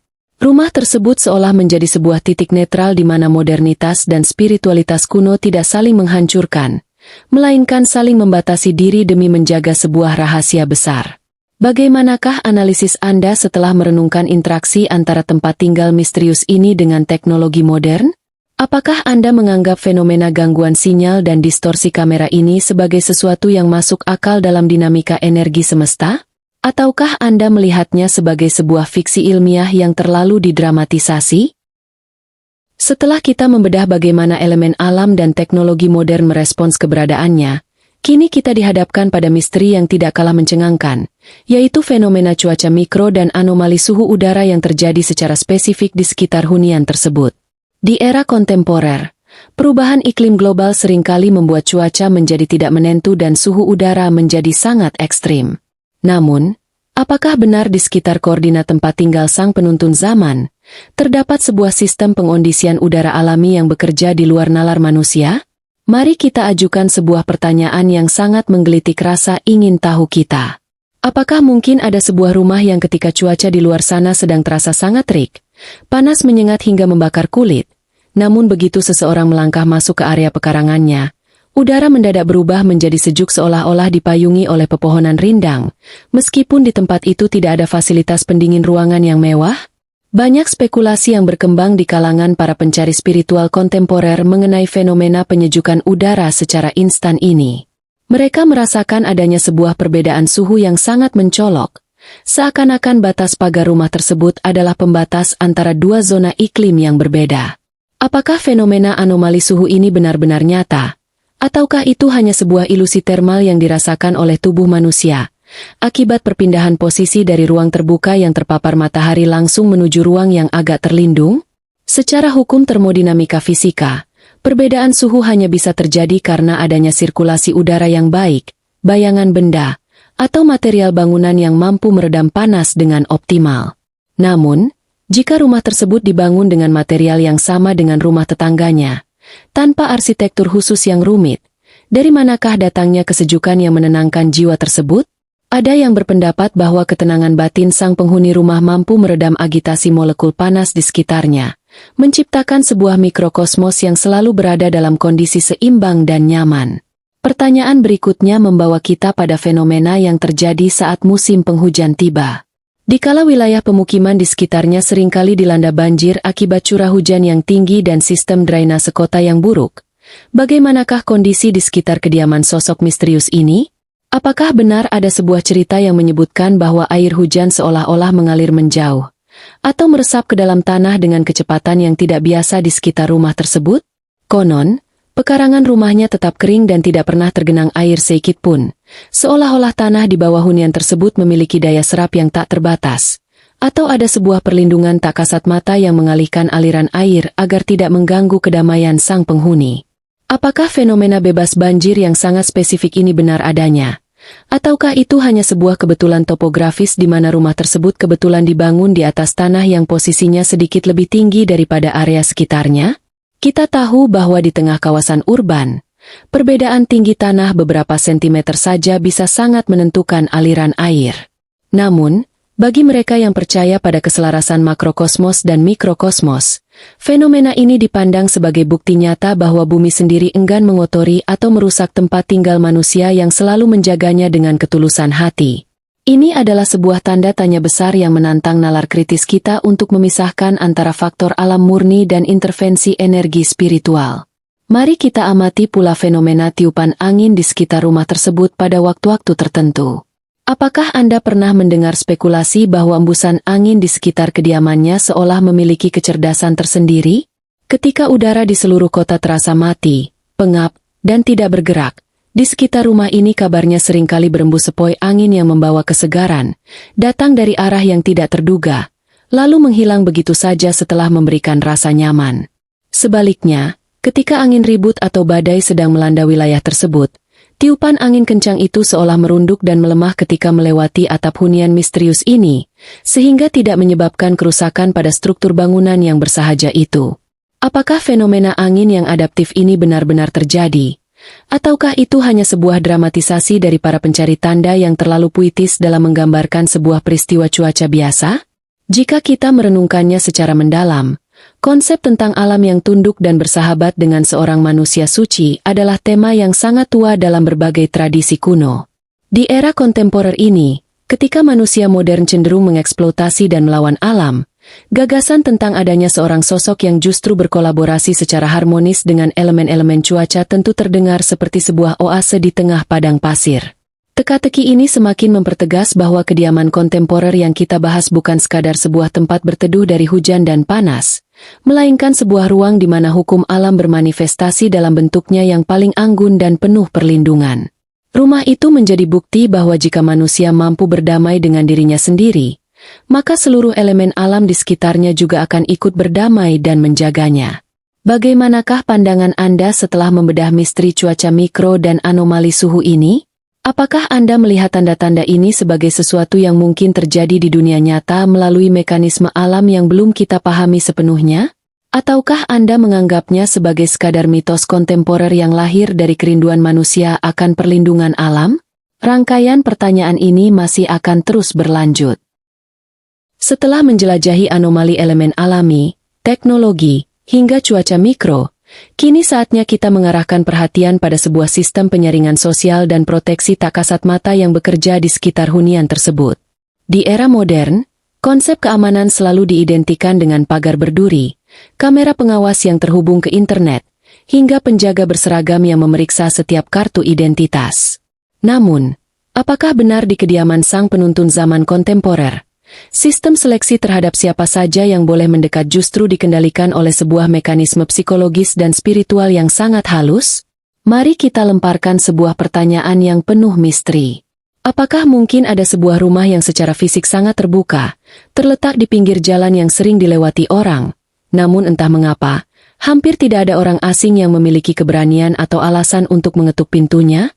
Spekulasi yang berkembang di kalangan para pencari jejak spiritual menyebutkan adanya fenomena pemblokan niat. Konon, jika ada seseorang yang berjalan atau berkendara dengan tujuan ingin mencari, mengintai, atau mengganggu ketenangan rumah tersebut, sesampainya mereka di radius beberapa puluh meter sebelum lokasi, pikiran mereka tiba-tiba akan terdistraksi secara hebat.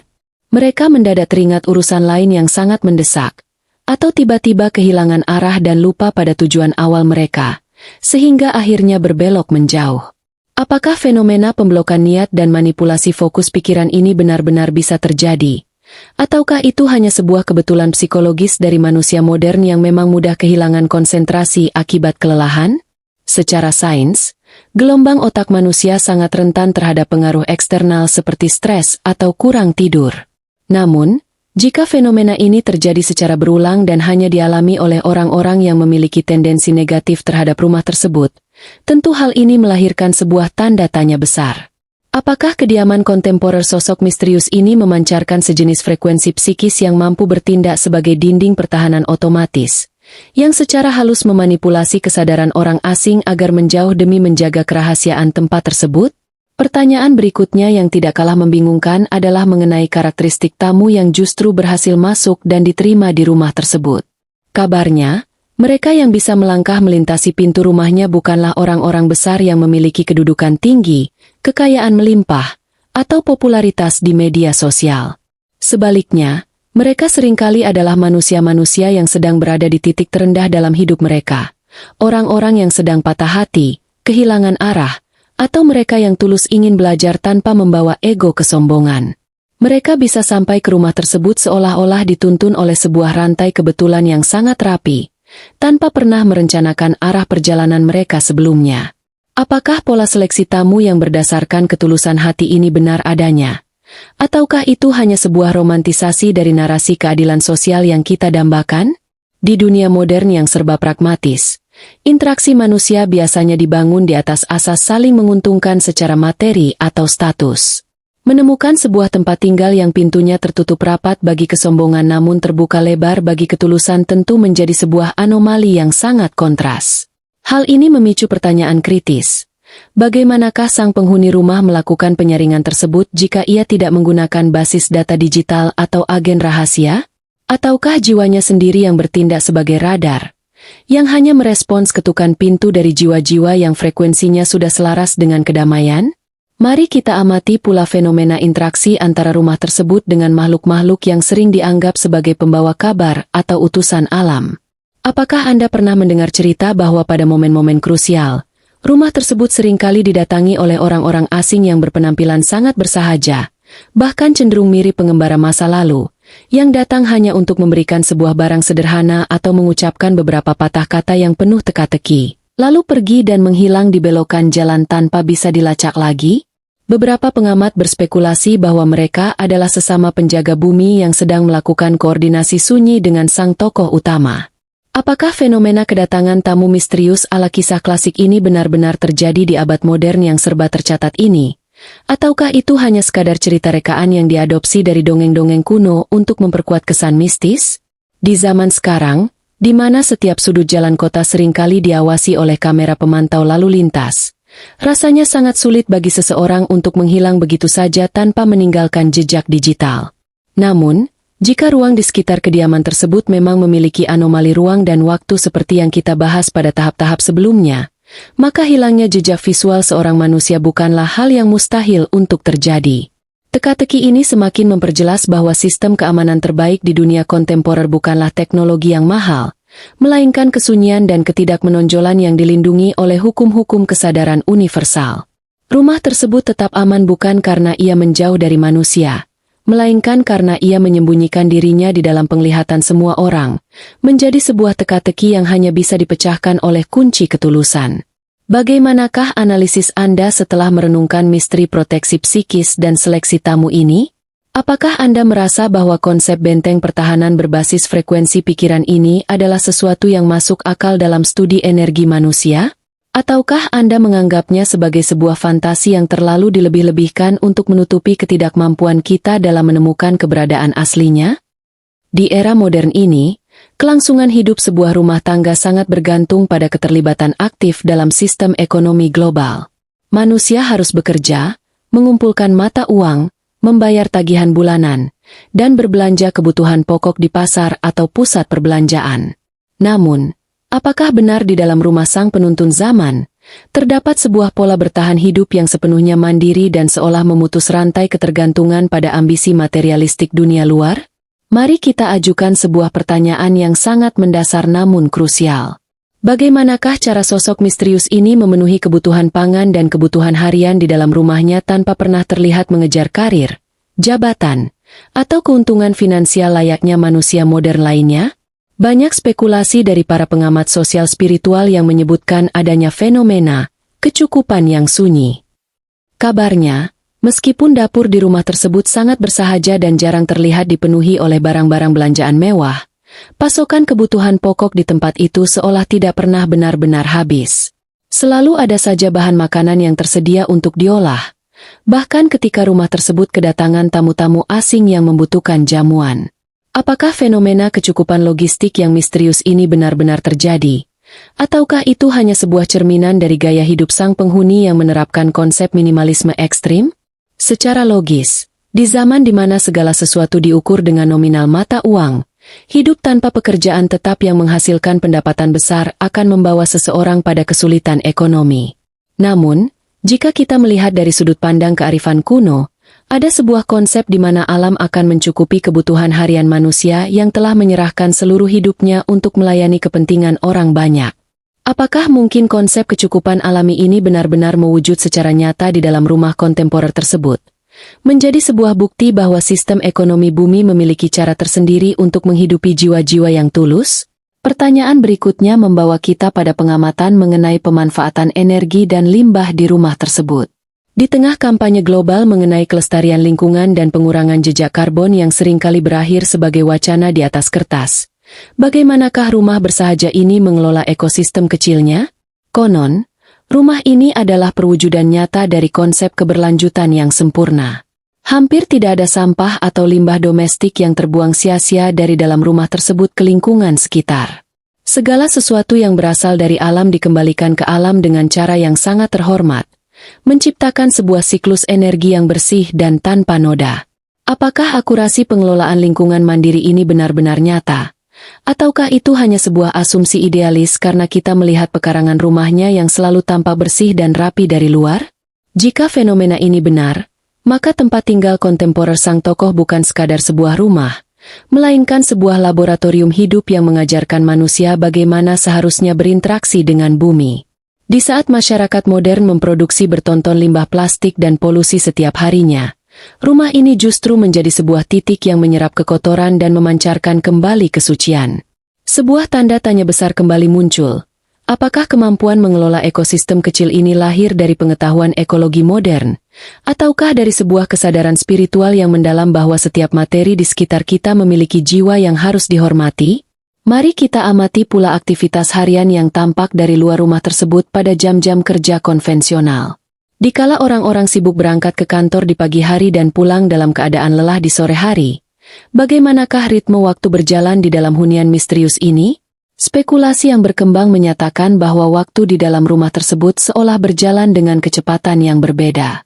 Tidak ada ketergesa-gesaan, tidak ada kepanikan karena dikejar tenggat waktu, dan tidak ada ambisi untuk menaklukkan hari. Aktivitas yang terlihat dari luar mungkin hanya sesekali sang penghuni menyapu halaman, merawat tanaman, atau sekadar duduk di teras menikmati angin sore dengan ketenangan yang luar biasa. Apakah ketenangan ritme hidup ini benar-benar nyata? Ataukah itu hanya sebuah fasad atau topeng luar yang sengaja ditampilkan untuk menyembunyikan kesibukan besar yang sedang dirumuskannya di dalam keheningan malam?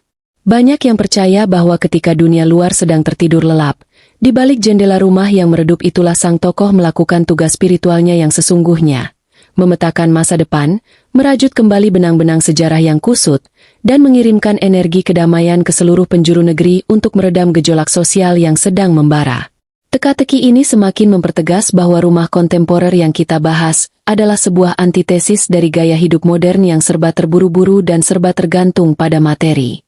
Rumah tersebut membuktikan bahwa kekuatan sejati tidak terletak pada seberapa banyak kita mengumpulkan harta dari dunia luar, melainkan pada seberapa mampu kita merasa cukup dengan apa yang telah disediakan oleh alam semesta. Bagaimanakah pandangan Anda setelah merenungkan misteri kemandirian ekonomi dan ritme hidup di dalam rumah tersebut? Apakah Anda melihat pola bertahan hidup seperti ini sebagai sesuatu yang mungkin dipraktikkan di era modern? Ataukah Anda menganggapnya sebagai sebuah utopia yang tidak realistis di tengah cengkeraman sistem kapitalisme?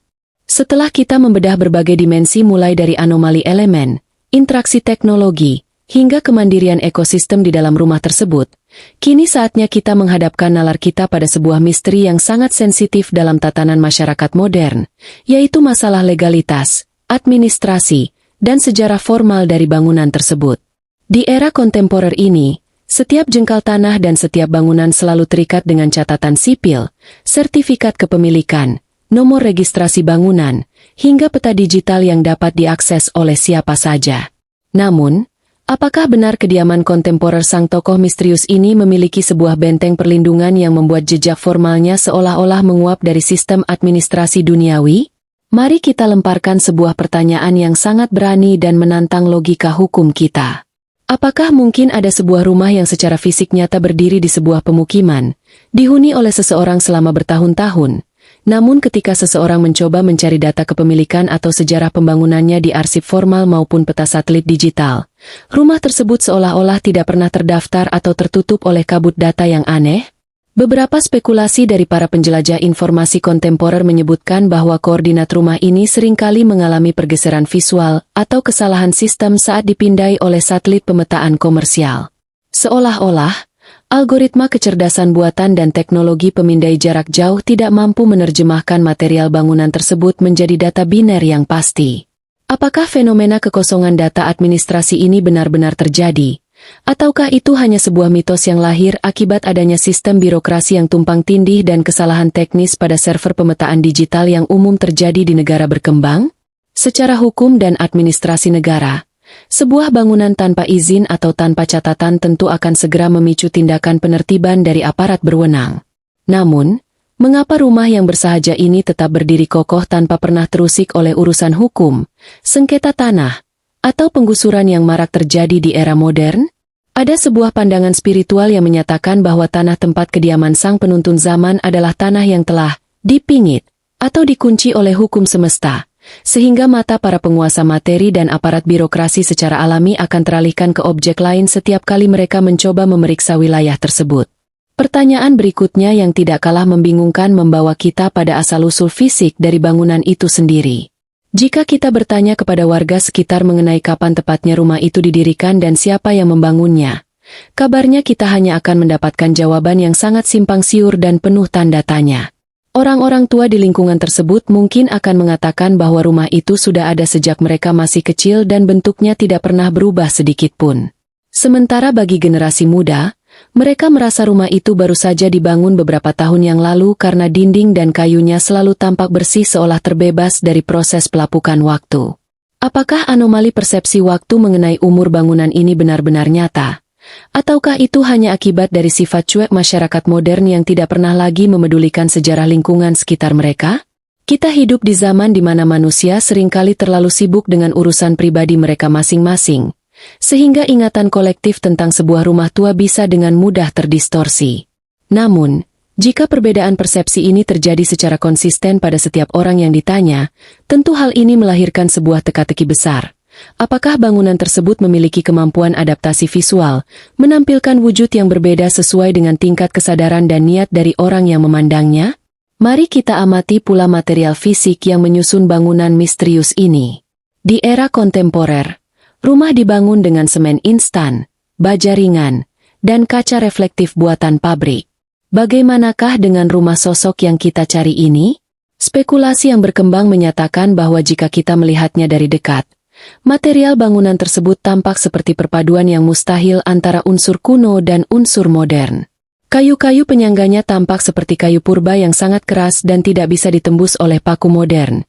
Namun jalinan strukturnya memiliki tingkat kepresisian yang sangat tinggi, melebihi hasil kerja mesin pabrikan tercanggih saat ini.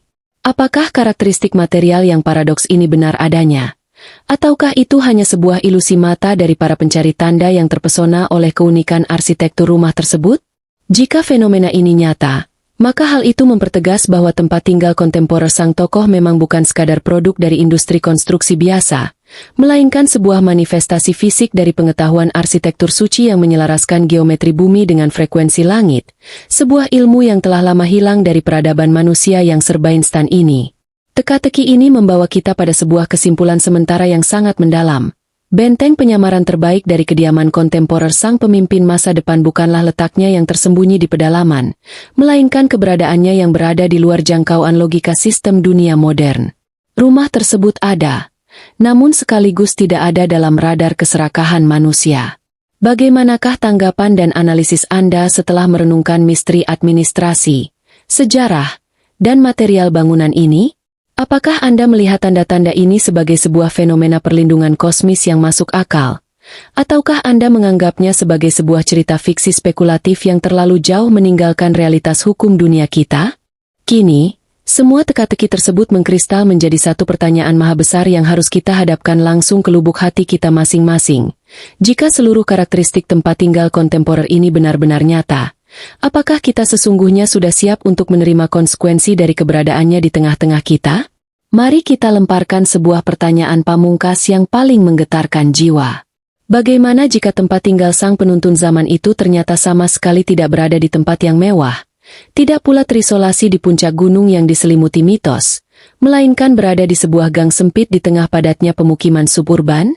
Bagaimana jika rumah itu adalah sebuah hunian bersahaja yang sering kita lewati saat kita terjebak dalam kemacetan sore hari? Atau sebuah bangunan yang atapnya sering kita pandang dari balik jendela moda transportasi umum yang kita tumpangi setiap hari? Spekulasi akhir ini membawa sebuah kedilemaan psikologis yang luar biasa bagi manusia modern. Kita seringkali mendambakan datangnya sebuah perubahan besar. Seorang sosok penyelamat yang akan membenahi segala karut-marut peradaban. Namun di saat yang sama, pikiran kita telah dikondisikan oleh industri hiburan dan narasi populer untuk membayangkan bahwa hal-hal besar harus selalu datang dengan kemegahan visual, sorot lampu yang gemerlap, dan pengakuan masif dari jutaan pengikut di jagat maya. Ketika kenyataan spekulatif menunjukkan bahwa sang tokoh justru memilih jalan penyamaran yang paling total, menjadi bagian dari masyarakat biasa, merasakan debu jalanan yang sama, dan bernapas di bawah langit polusi yang sama. Apakah ego kita mampu menerimanya? Ada sebuah tanda tanya besar mengenai alasan di balik pemilihan gaya hidup dan tempat tinggal yang begitu membumi ini. Apakah ini sebuah strategi agung untuk menyerap seluruh frekuensi penderitaan, harapan, dan denyut nadi kehidupan rakyat jelata secara langsung tanpa sekat birokrasi? Seorang pemimpin yang tinggal di dalam istana megah hanya akan mendengar laporan-laporan yang telah dipercantik, namun seorang penuntun yang tinggal di rumah bersahaja di tengah pemukiman kontemporer akan mendengarkan sendiri suara tangisan anak-anak, keluhan para orang tua tentang beban hidup, dan keluh kesah jiwa-jiwa yang terpinggirkan oleh roda zaman. Jika teori ini benar, maka setiap jengkal dinding rumah misterius itu adalah saksi bisu dari penyusunan sebuah cetak biru keadilan yang benar-benar membumi. Namun, mari kita kembali bersikap kritis dan melayangkan pertanyaan skeptis yang terakhir.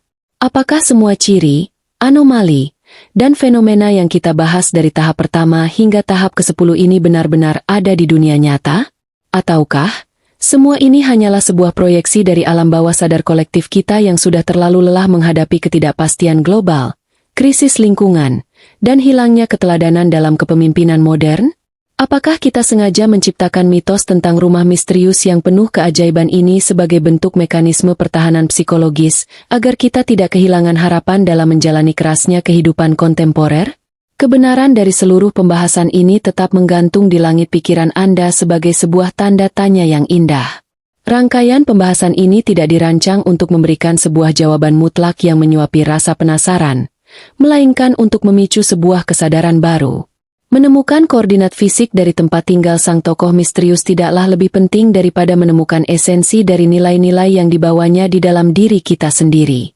Ketenangan, keselarasan dengan alam, kepedulian terhadap sesama yang membutuhkan, dan kemandirian dari cengkeraman keserakahan materi adalah karakteristik sejati yang seharusnya kita bangun di dalam rumah batin kita masing-masing. Terima kasih bagi Anda yang telah setia menyimak, merenung, dan menjaga pikiran tetap kritis dari awal hingga akhir perjalanan ini. Semoga penjelajahan pemikiran ini memberikan setitik pencerahan dan memperkaya ruang kebijaksanaan di dalam jiwa kita. Sampai jumpa di ruang diskusi dan penjelajahan misteri selanjutnya. Tetaplah menjadi pencari kebenaran yang bijak, tajam dalam berpikir, dan lembut dalam merasa.